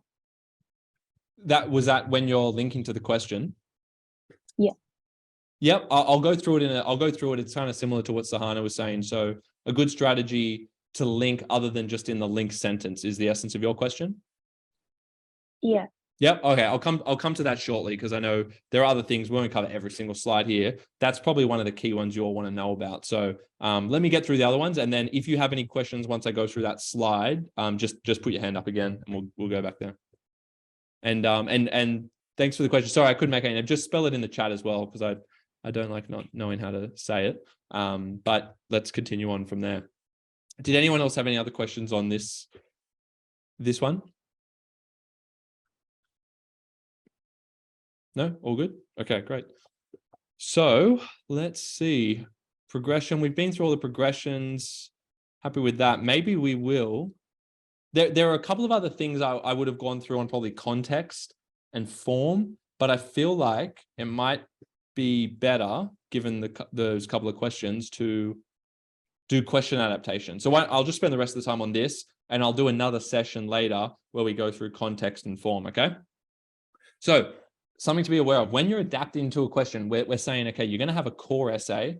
I don't recommend having more than one base essay per module. If you've done it correctly, that will suffice, as long as you practice adapting to a lot of different types of questions. If you put in the work for that kind of preparation, then you'll be fine. Okay, if you structure everything, if you do it all in the right order, then you need to believe in that core draft essay you have. Make sure it's timed, make sure it's cut down, make sure you can write it in that 32 to 34, then make sure you memorize it really well. I've got videos on this on the YouTube channel. If you search Jedel, how to memorize, I've got a 7 to 8 steps that you can follow whenever you want to memorize something. And if you do all of that, then the next thing is, of course, just to practice lots of different types of questions and to make sure that you adapt the right way on the day of the exam and when you're practicing it, of course. So there are 2 things we need to cover. How much do you need to adapt? Because even in the previous question, it was said, like, is it just in the link sentence? Where do we want to adapt, right? How much do we want to do it? So I'll cover that in a second. And then how do you actually adapt, right? It's one thing to know where you should be adapting and how much, but how do you actually do it? So I'll give you a couple of easy kind of tools and strategies to use for that. So how much should you adapt? Hopefully this slide is quite useful for you, but basically I've color coded it. So the heavy red shows how important it is to adapt, right? And the lighter the red, it's slightly less important. If it's in white, like your evidence, you're not going to adapt your quotes. Your quotes have to stay as your quotes. Your techniques have to stay as your techniques for the most part, right? There are minor exceptions there, but it's too specific and technical for the purpose of this kind of workshop, but I can go into that in more detail if any of you have questions on it. But basically, your quotes and your techniques are going to stay as what they are because they're objective things. We can't change what those are, right? We can change how we talk about them to an extent, and that might be relevant for a question, but otherwise, your introduction and your topic sentences are where I would be spending most of your time adapting, okay? If you don't show the marker in your very first sentence that you are answering that question that you've been given, then they will immediately have the impression that you're just regurgitating a memorized essay, or you're just choosing to ignore the question. So you need to show the marker from sentence 1, not sentence 2, sentence 1, especially these days when, they're so conscious. It's a silly system because everyone knows, the teachers will probably know that the best students are memorizing, but they're just good enough to actually adapt all of that memorized material that it feels like a fresh essay. That's what you need to do. So teachers will say, oh, don't memorize your essay. It's not about not memorizing your essay. It's don't memorize your essay and then just regurgitate it word for word. That's really what that advice means. Okay. So please don't be misguided by that. If your teachers are saying, oh, don't memorize, you could get any question, I would take that to mean, and they might say, no, I actually mean don't memorize it. But why wouldn't you? You're going to be so much faster on the day. You're going to be way faster than everyone else if you already know the base material. But if you go in with that intention to adapt everything, and again, in your introduction, every sentence needs to include at least one key term from the question. Okay. Every sentence needs to include one key term from the question in your introduction. There is probably only going to be 2, maybe 3 key terms in a question. There will not be more than 3 key terms in a question that you need to focus on. A term could be 1 word or slightly more than that, like a little phrase, maybe 2 or 3 words. But they will be your key terms that you need to identify, and then you need to expand on those. You need to expand on those key terms and make sure that you use them explicitly throughout your introduction, throughout your topic sentences, certainly in your link sentences as well. The link sentence isn't as important as the topic sentence in the introduction, really. The introduction and the topic sentence are going to basically put you in the band that you end up in, okay? Irrespective of everything else. If you can nail the introduction in terms of being sophisticated to begin with, but also using the words of the question in the right way, and do the same with the topic sentences, then you'll likely give yourself a good shot at a band 6 result, okay? So introduction, topic sentence, they would be my priorities when I'm preparing and when I'm practicing adapting to questions. So what I get students to do is I get them to get their draft essay, and then I say, let's get 3 different types of questions that you could get, okay, that are going to throw you off. What are 3 questions that you'd be scared of? Okay, let's get those questions. We're going to just focus on rewriting or adapting the introductions and the topic sentences. And we're just going to do those again and again. So we don't worry about doing every single sentence of the essay again and again, because it's time consuming and it's not the most efficient way, because you get a disproportionate result or return from investing your time in the introduction and the topic sentence. You don't get the same return in terms of how many more marks you're going to get from the marker if you do a really great job of the inside of the body paragraph, but not the introduction and the topic. Okay, so the introduction and the topic sentences are where I would focus most of my time when I'm practicing adapting things. Although when you explain your evidence in the essay, you still should try and occasionally get the word in, whether it's by substituting a word you already had for the key term or rephrasing a part here or there. But there's a slight, I would say slightly less, it's of slightly lesser importance, okay, when you're inside the body paragraph. Okay, so hopefully that answers how much. Does anyone have any question about how much you need to adapt? Yeah, I just had a question, sorry. Yep. So usually when I do essays, I don't memorize like a draft essay. I memorize sort of an essay plan, because I find that if I memorize a draft essay, I just limit myself to 9 quotes. That is 12, or like 12 quotes that is specific to a certain question. Okay. So like, how would you sort of get around this? Would you sort of like change the way I adapt the questions? So like if it's a question, for example, about a specific theme, would I change like sort of like how I adapt it by introducing new themes? Like, or is it sort of fine to memorize a larger essay plan? Because like I've been noticing it's getting quite large, like 2,000 words, 3,000 words. Yeah. See that 2,000 words is obviously way too long, but this is, you're trying to kind of prepare for all cases rather than trusting in that base essay. That's what that sounds like to me. So you're trying to prepare yourself for every possible scenario.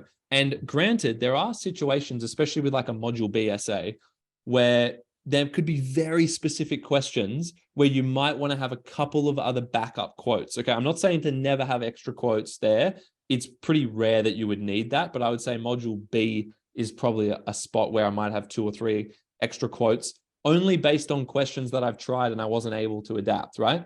But Michael, the key is you want to, if you follow a really solid structure that kind of follows the trajectory of the text you're studying conceptually, it's not that your evidence doesn't work for other questions. I tend to not believe that. And what I mean by that is I believe you when you say that, but I don't believe that it's not possible. And I think it might just be from needing to be more open-minded about how that links to that key term, right? Like you would have to give me an example. Do you have an example now? You're saying you got one that's getting close to 2,000 words. What is that draft essay based on? Like what's the word in the, what's the key term? So for example, Macbeth, if you know it, like there was a question about sort of Macbeth. Yeah, Macbeth.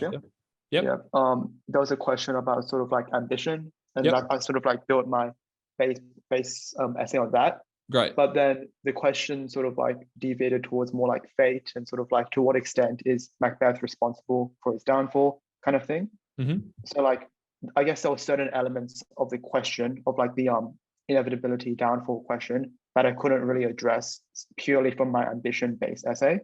Right. So yeah, go on. Yeah, so I was just wondering, like, should I like, so when I'm adapting the my essay to fit that question, is it just a matter of fact of just like trying to fit in ambition and trying to fit in that sort of base essay better into the question, or should I like sort of leave quotes as I do now? Yeah, see, I would limit your reliance on those additional quotes, because it's kind of giving you a way out of thinking about how what you already have could relate to the new question. So I would go more for trying to adapt what you already have and then take into account the exceptions. But I would say that's probably something you can work on. It's not like, because otherwise it's implying that you've exhausted it and like there's no possible way that what you had could link to that other question. So even when you say that, when you say ambition and then the new question was downfall, right? Yeah. I mean, that to me sounds like they directly relate, don't they? Yeah.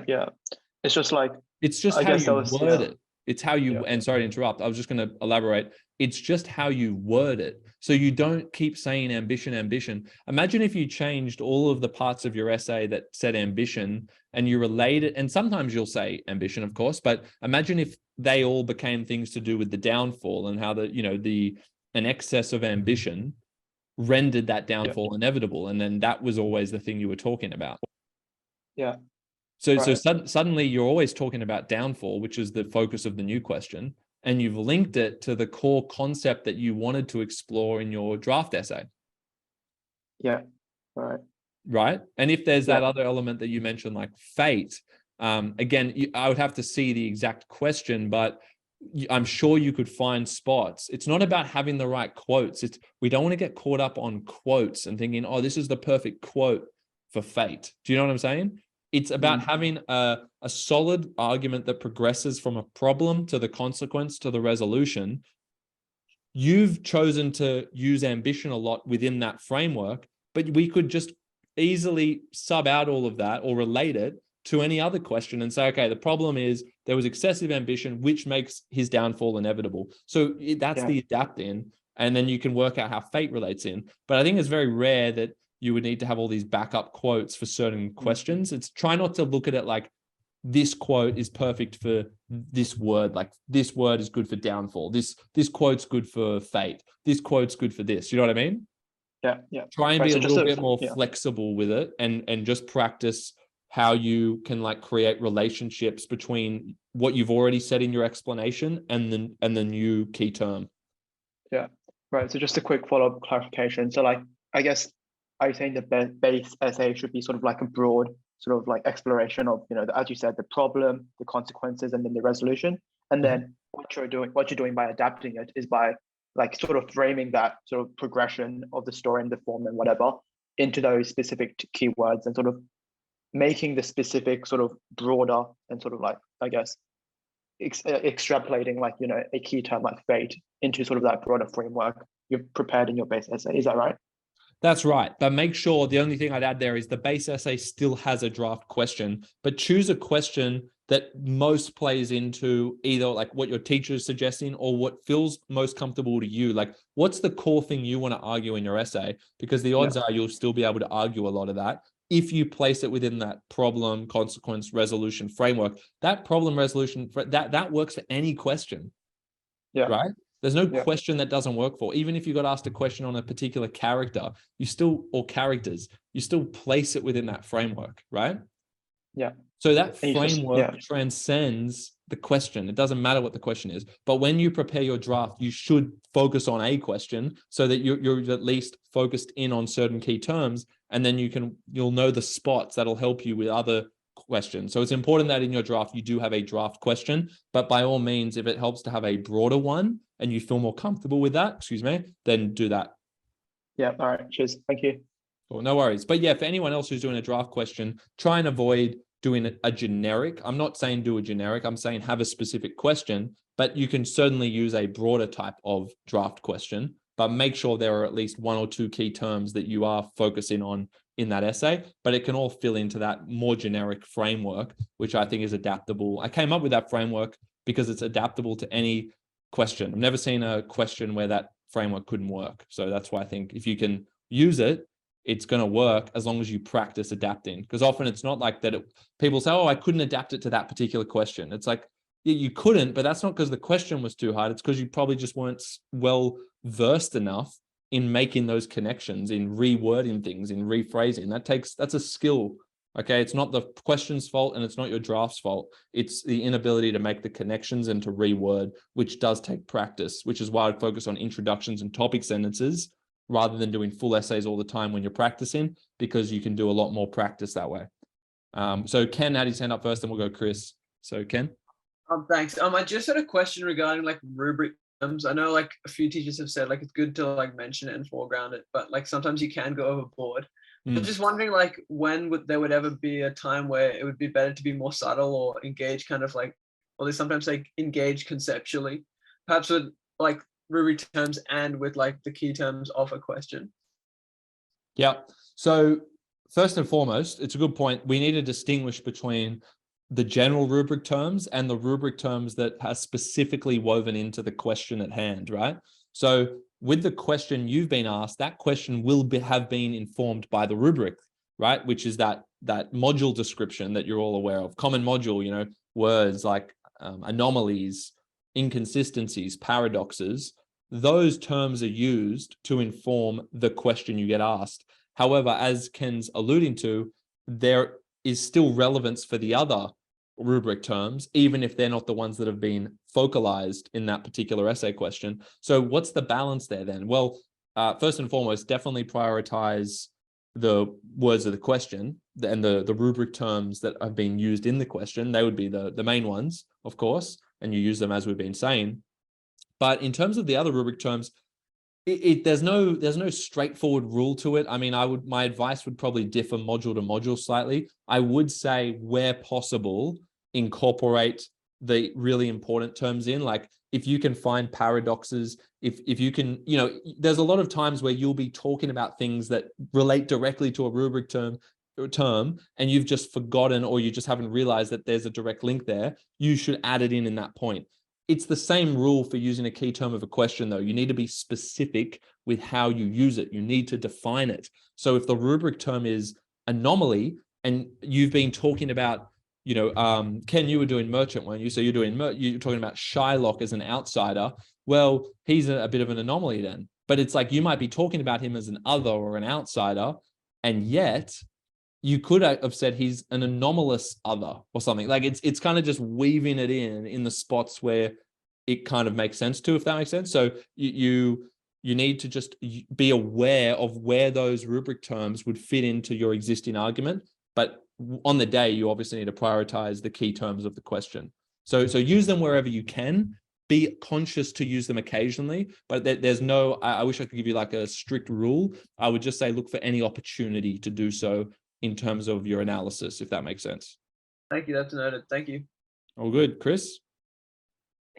Yeah, with a broader question for a core essay, what would you say is a good one for 1984 that would be easier to write an essay you could easily manipulate? Like, what's an example of a question like that?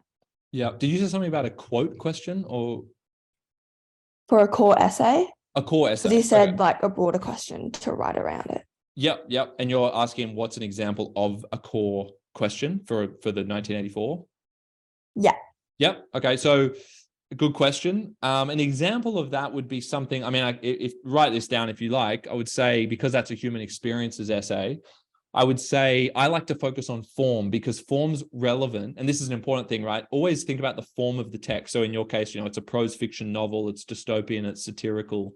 It's got many other elements in it as well. But basically, I would take a practice question that says, how does Orwell, in your case, Orwell, how does Orwell use storytelling, which is the mode of storytelling, which is that it's a dystopian, that it's a satire, that it's prose fiction, right? All of those things to do with how it's actually a novel, and things about the genre, speculative, it's futuristic, etc. So how does Orwell use storytelling? Because that's a rubric term that I think is, even if the question you end up getting doesn't have storytelling, it's still good to have talked about that. Okay, and that's why I said my advice before to Ken would kind of differ module to module, but storytelling, or you can word it as this. You can say, how has Orwell's use of form, let's just go with a more generic one. How has Orwell's use of form shaped your understanding of the human experience? That's an example of a generic one. You could say, I would potentially change that for, how has it shaped your understanding of human behavior and motivations?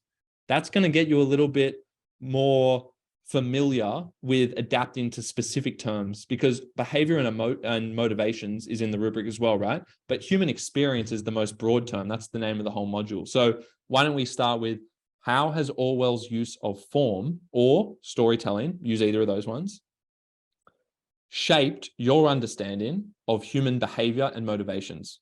So there are three key terms in that question: form, the fact that it's prose fiction, dystopian, satirical, etc., and motivations and behavior. And you've got to make sure you define each of those and you don't group them together. You need to talk about them separately. Otherwise, you're just going to end up repeating the question. you want me to repeat that again, Chris, or does that make sense? Nah, it's a good. Thank you so much. All good. Anyone else have a question of that nature? Good. Hopefully that helps. If you're doing common mod, I would say that's a good question for all of you. How has the form of the prescribed text shaped your understanding of human behavior and motivations? There was also a question 2 years ago, which said in the HSC, which is a good one. If you look at that, the 2021 HSC, which said something about how has the text explored how individuals respond to challenges of the human experience or something like that. I mean, those kind of questions, just like you could, if you based it on that, you'd be able to link it to anything else if you've responded to that. So those slightly more generic ones are good ones to use. We're going to wrap up soonish. I'm going to quickly give you 2 tips for specific expansions of key terms. But if Ken, is that a question? Yeah, but it is. But if you want to go through your thing, then I can ask after this. That's better. No, ask now. Ask away. It was just quickly. I know you mentioned as an answer to the previous question regarding a question about your shaped your understanding or personal understanding, and I've noticed it in the common mod rubric, and I'm wondering which other kind of modules will have it. But I'm just curious to ask what that kind of requires of us as students to kind of respond to regarding to the personal understanding. Yeah, what are the implications in practice? So first of all, I don't recommend using words like my or I, in terms of that very direct way. It's my understanding is this. When you do an essay, it's written in third person, essentially. It's written objectively, but an essay is your argument. So it already is your personal understanding. The main thing to be aware of, so you don't really have to think about that for the common mod or module A. Don't worry, just write your standard essay. Of course, that's your opinion. Module B is one where you might engage with a critic.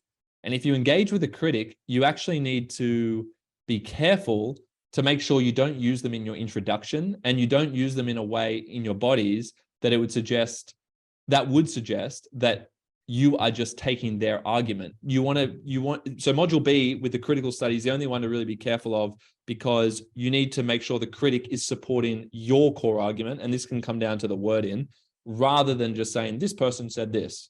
It's you need to show that you've thought about what they've said and you said, which contradicts this person's view. It's you almost want to disagree with the critic at some stage. So the more independent your thought is perceived to be, obviously we all take resources and insights from other sources, but it still needs to sound like it's your opinion or argument. Okay, obviously it might be your teacher's argument that you're basically regurgitating, whatever, it doesn't matter.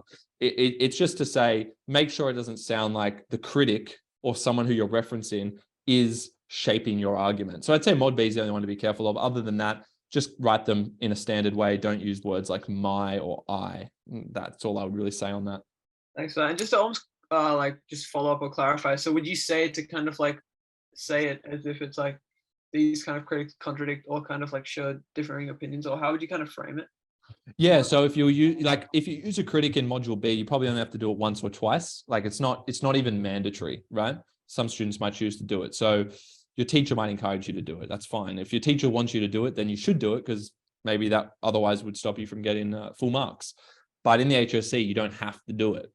You just have to have drawn upon critical interpretations, at least engaged with it. Not that they would really know, but at least if you engage with a critic in a body paragraph, you might say, okay, here's my technique. Here's what it means, comma, which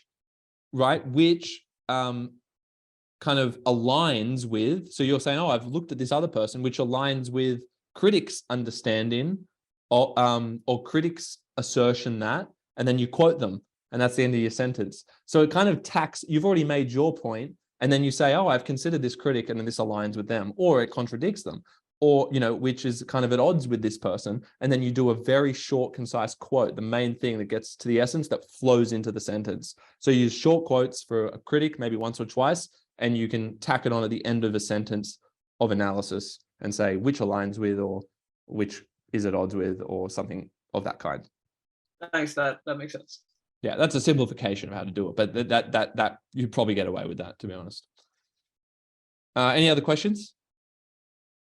Okay, so let's have a look. So how to adapt? It actually comes down to what we said before. You need to identify the key terms. That's the first thing. Okay. So people often think there are more key terms than there in fact are. So does anyone remember what I said about the number of key terms that will be in an essay question? Yeah, we've got 3. Thanks for Hannah. 2 to 3. 2 to 3 will be the range. Sometimes you get given an extract and then you get given a long question and it looks like there are tons of terms you need to address. But here's the trick. The more terms that you consider to be key terms, the more likely you are to repeat the whole question because there's too many terms to try and include, that you would end up effectively just saying them all together rather than really going deep on each term. So you really want to focus in what's the 1 or 2 key terms. I often think if I had to pick one term, even if they're clearly a 2 or 3, if I had to pick one, what's that core theme? Sometimes it's really obvious. How does 1984 explore corruption? Okay, corruption, there it is. That's the key term. By the way, how and words like that are not key terms for what we're talking about. We're talking about the types of words or phrases that you need to use all throughout your essay. So I'm not talking about key terms of the question in like, oh, it's a how question. It's not about it that. It's, are there any specific themes identified? Does it say anything about form? Does it say storytelling? Does it say a rubric term like human behavior? Does it say dissonances like that? That's from Module A, textual conversations.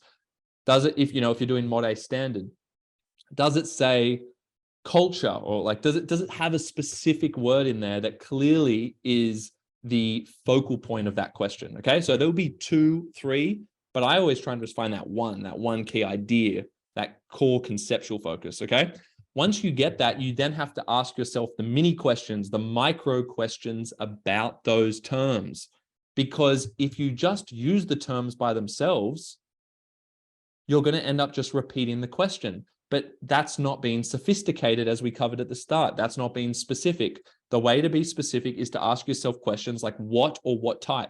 So if you get told, okay, you need to talk about human behavior, what type of human behavior? Irrational human behavior? Passionate human behavior?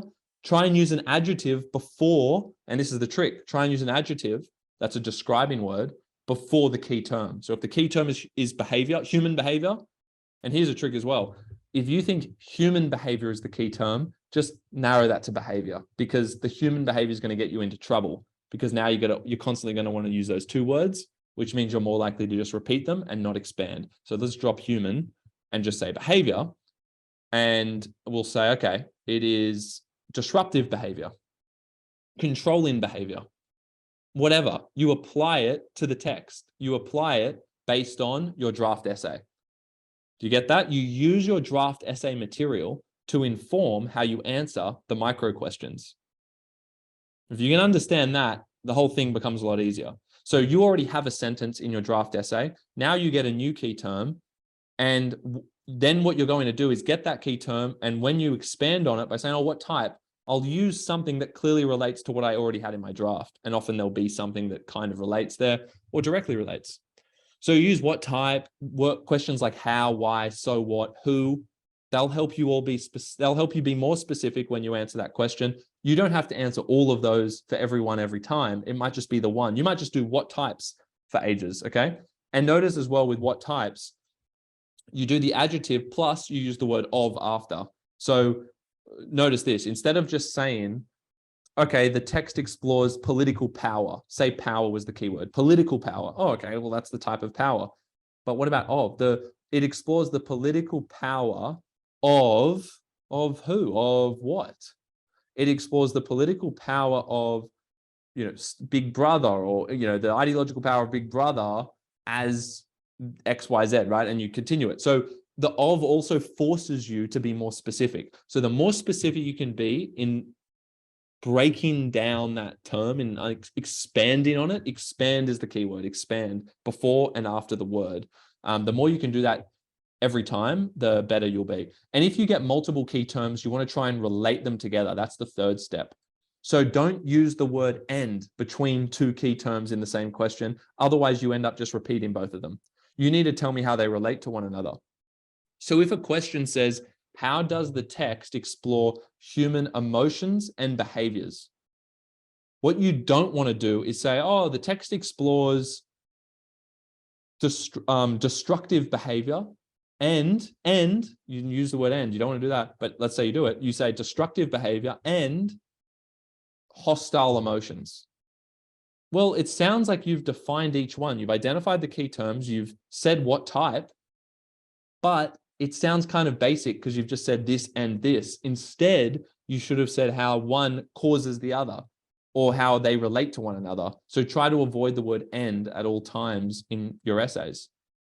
So you could say something like, the text explores the hostile emotions that arise from, see how this is cause and effect, that arise from destructive behavior. That sounds way more sophisticated than saying this and this. So no listing, no ends, relate the key terms. If you can do those, I mean, you'll be pretty set. I think the what type using adjectives and ofs, and it's not always of, sometimes it's between, sometimes it's that or something. Like it's a word that follows, but it's going to force you to expand to the right side of the word, if that makes sense, after the word. Okay. Any questions about that? No, but I just want to say thank you so much for explaining that, because that's just made me kind of like broaden up, like, wow, now I know. Yeah, good. I mean, sometimes that's the game changer. No worries. And yeah, if there are any other questions, please do ask. But I wanted to reiterate as well, I'll be doing more of these. So make sure you stay tuned on all the social media things. And we'll be doing the game show, $100. We're going to do it every week, 15 minutes, questions to revise this stuff. It's pretty fun. So, Sahana, you should jump on. Ken, you guys, you're confident enough to answer this. You'll go well on the thing. So make sure if you want to get onto Mastermind, send an email to, you could just do hello@jedl.com. And also if you don't already have access, we have all of our most comprehensive resources at jedl.com. So if you guys want text specific help, so, if you're doing any of those common mod texts, module A, module B, you can buy the whole course for the whole year, and there are all your courses there. So that's jedl.com. And then the other thing to note is I'll be doing a couple of more specific workshops before trials. So if any of you they're very limited, and we basically build the whole essay with you. We rebuild, we just perfect it, and we just go through the practice questions and adapt. So I'll do live feedback. We're on the Google Docs together, just fixing everything. So they're probably the most valuable thing that I do personally, and I only do them once. It's going to be before trials. So email me if you're interested in being part of that, and you've just got to email me with your prescribed text so I can tell you if they'll be available. But yeah, so workshops before trials. I'll do more live streams. You can join for free. I'll post everything on YouTube. We'll get the team to put it all up and chop it up for you. And yeah, I'm keen to just keep interacting and helping. So any other questions for now? Otherwise, I'll make sure we continue doing this kind of thing. And any feedback would be great. If you want to see more of anything in particular, or like types of videos we can put out, etc. Now's a good time for feedback. But yeah, was that Ken who you talking before? No, sorry, what was your email again? So we could. Oh, email. Sorry. Yeah, guys. So send this email. It's send it to hello@jedl.com. Okay. Yeah, thank you. Also, if you guys want to be on that list, actually, to be part of any other live streams, just put your email in the chat. You can send it to me directly on the chat if you don't want to put it out in public. So what I advise now is whoever's still in here, to put your email in the chat now, and that way we can add you to the list so that you can send it direct or just put it on the general chat now. But if you do that, we can make sure that you're informed about all of that stuff. So yeah, I can see a few of you sending it through. Thank you. Any other, but I'll take questions while you guys are doing that. So yeah, send through your emails. Make sure you do it now before you forget. And then yeah, Ken. Yeah, I just had a quick question regarding mod A, like the comparative, like whether you'd recommend to do it integrated or blocked. I feel like there's a lot of controversy about that approach. Yeah, a lot of controversy. A little bit, isn't there? So in terms of the mod A, whether to do it split up as a 4-body or integrated as a 3, is that the question? Well, it's just kind of like integrating the two texts into like one paragraph, like with each paragraph, or kind of like. Yeah. Well, okay. Yeah, it's a good question. So if for anyone doing module A textual conversations, you'll see that once you go through the module, and so I think that's, I'm just going to mute the other one. You'll see that when you go through the module, you'll come to a point where you realize it's actually really hard to integrate the text, because if you do them integrated in the same paragraph, so say you do 3 paragraphs in that case, which you wouldn't do 4 integrated, but if you do 3 integrated, it's really hard to get the depth of explanation for each one. Like, you've studied these 2 big texts, and yet you're going to do 2 sentences on each, and you're going to have to transition, and you might go A, B, A, B, but to do that well is really difficult. So I'm just kind of putting out there, it's possible. And I think if you're really on top of it and you do prepare it early, you can stand out that way. So I just want to make it clear where I think like the risk and reward is. So I think if you feel really confident with the text and then you want to do an integrated approach and you're up for it, it's really difficult. So I would only attempt it if you feel like you can, like you're really confident with the text and your writing ability. But if you are, then it's a good way of like giving yourself a really good shot at top marks, like full marks or 1 below, right? Like a 19 or 20 out of 20. That's not to say, however, that you need to do that to get full marks. So that I think in terms of bang for your buck, I like the 4 body. I just like it as a general rule. I like doing an integrated, but you do that via paragraphs because it allows you to explore each text in more depth, and you still make comparative links between bodies 2, 3, and 4. Like body 1, if you're doing the Tempest, say, or one of the texts, you just look at that text. The next one, you look at the other one, but you're making links all the time back. To me, that's doing the job. And I've seen that work, and I've helped students get 20 out of 20 with that. So I know it works, and I know it's a lot easier than doing the integrated. Some students are up for the integrated, and it's a little bit more, it's definitely more sophisticated, but it doesn't, you still can only max out at 20 out of 20. And the fact that you can get 20 in the 4 body would mean to me that I would probably advise for the 4 body for most students. Okay. I think if you've got a good handle of it, do the 3 and attempt it and get feedback in advance to see if you can pull it off. But also be guided by your teacher's recommendations. Everything I say is always caveated until the HSC by what does your teacher want, because they're the ones marking it. So make sure you know who's marking things and say, oh, how do you recommend doing it? Like obviously I can answer these based off all the experience I have in going through with students and working with schools. But I think it's always qualified by what would your teacher want, because at the end of the day, some teachers are so specific about what they want in a structural way that I would always be like, you need to do what they want, because that's going to be the ultimate thing to get you the marks until the HSC, when they might not, obviously they're not marking it. They're not going to be marking your papers at least. So I would say it's good to know the general advice like that I'm giving, but always double check with your teacher, see if they have any particular, preferences, and then go by that. But yeah, hopefully that answered your question. General advice, do 4 bodies, text A, text B, text A, text B. If you're feeling confident and you want to go for it, do the 3 body. It is more sophisticated, but it's harder to pull off. Thanks for that. All good. Lael? I just noticed that, I saw that you had an English comprehension and craft of writing workshop running on Tuesday, but I just checked and the event is closed. So I was wondering if you're still running that. Yeah, so something happened with that. I can't remember. It was a clash or something, or we basically had to postpone it.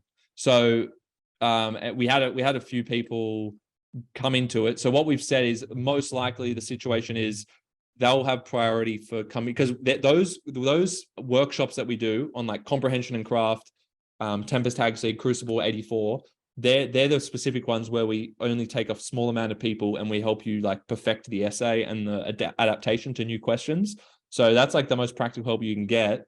That's very limited. So anyone who signed up to that will get priority. But if you, Lael, for instance, had you registered for that one or not, you hadn't yet? No, not yet, unfortunately. That's okay. But what I was going to say is if it's a first thing kind of thing. So if you provided your email, yeah, you have. Perfect. Do you want us to add you that list? So what we can do is if you guys, as I said, if you email that hello@jettle.com with the workshops you'd be interested in, then we'll put you on the priority list for that. Okay. So Lael, I'd just recommend doing that. And that way next time we have that workshop, which we will, we can get you a spot in there.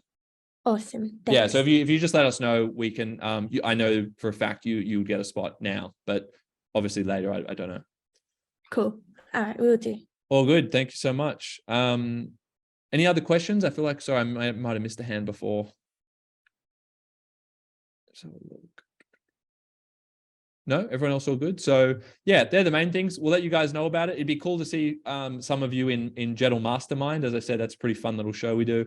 And also, you know, future live streams. I'm probably going to do some live feedback sessions, which I'm sure you'd probably like because you can get your work marked by me. So we'll do those. And yeah, anything else? I just want to hear back. Obviously there's jettle.com with the resources. We've got the YouTube channel where you can watch a ton of content. What's going to be most valuable to you guys? Like if I could do, like, obviously there's the feedback sessions. I imagine that's pretty valuable. What other things would you like to see? Yeah, personally, I really like the sort of the CRISPR context video where you sort of go through the CRISPR and like all the context. Like the deep, also, yeah, like covering very specific things like that. Yeah. Also, like if it's possible, I know it is a big ask, but like our school does the stranger and the Mercer. Oh yeah, that's a very that's an uncommon one. Yeah, it is. So if you could get a few videos, that'd be videos really on that. Yeah. Look, we'll look into it. I'm hoping to cover the whole. We got the team we've almost covered the whole course. So everyone, unless you're doing that, yeah, that one we don't have yet. I'll note that there are a few people who have requested it and a couple of schools we're working with who we're trying to get it on for. So yeah, that's the only Mod A one that's not on our platform yet. But yeah, we'll look to get some videos on there and even to put it on the jettle.com on the with a full resource on there as well. Yeah. All right. Cheers. Cool. So just keep your eye on both. Yep. Sahana? Oh yeah, just if you could make a video or two on like how to answer or how to approach an unseen question and how to like solve that methodically.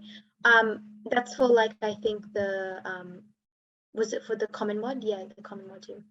So how to approach an unseen question for the common mod, but also for like other modules as well. For anything, honestly, yeah. Just if you could put a few because it's unseen. When I usually see a question like that, my mind just kind of goes frazzled. I'm not quite sure how to like answer it, how to be structured with it, and you know. Yeah, you want like making something.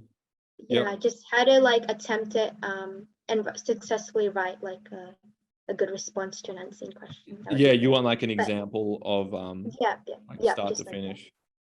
Anything really.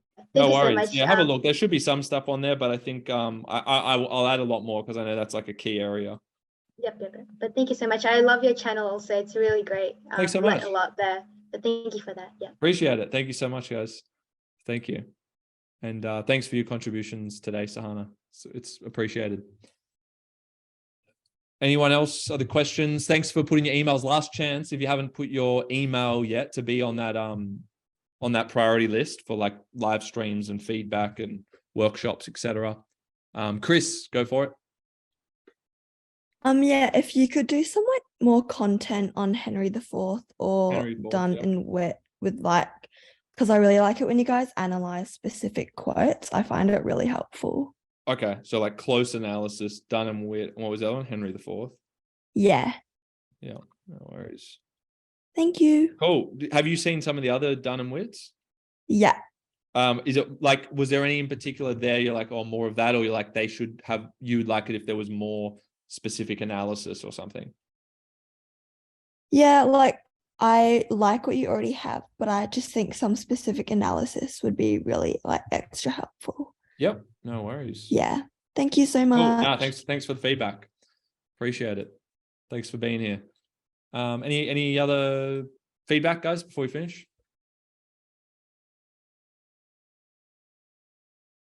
All good. All right. Well, thank you so much. Thanks for coming on here.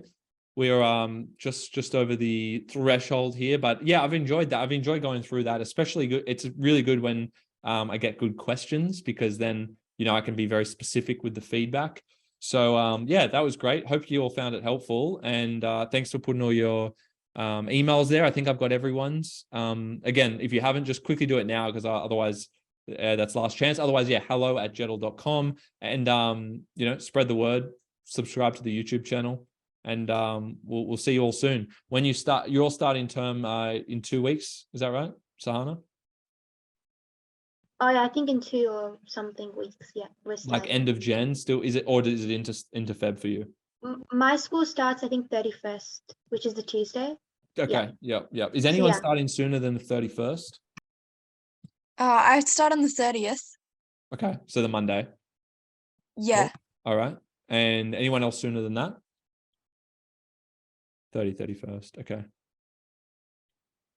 Cool. All right. That's good to know.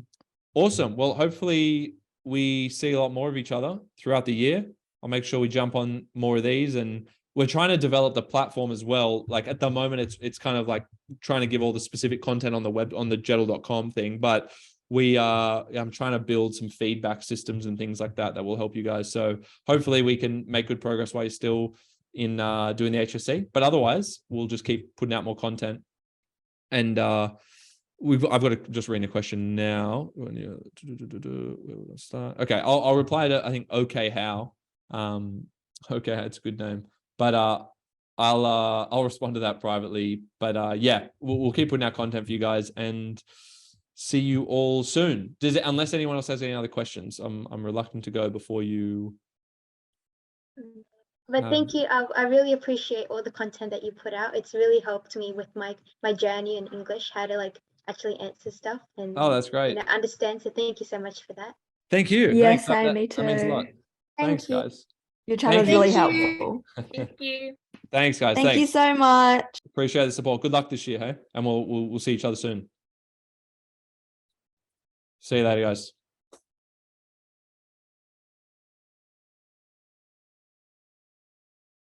You're welcome. Thank you. Okay, Hal, do you want to stay on for a second before you go? Unless I want to lose you.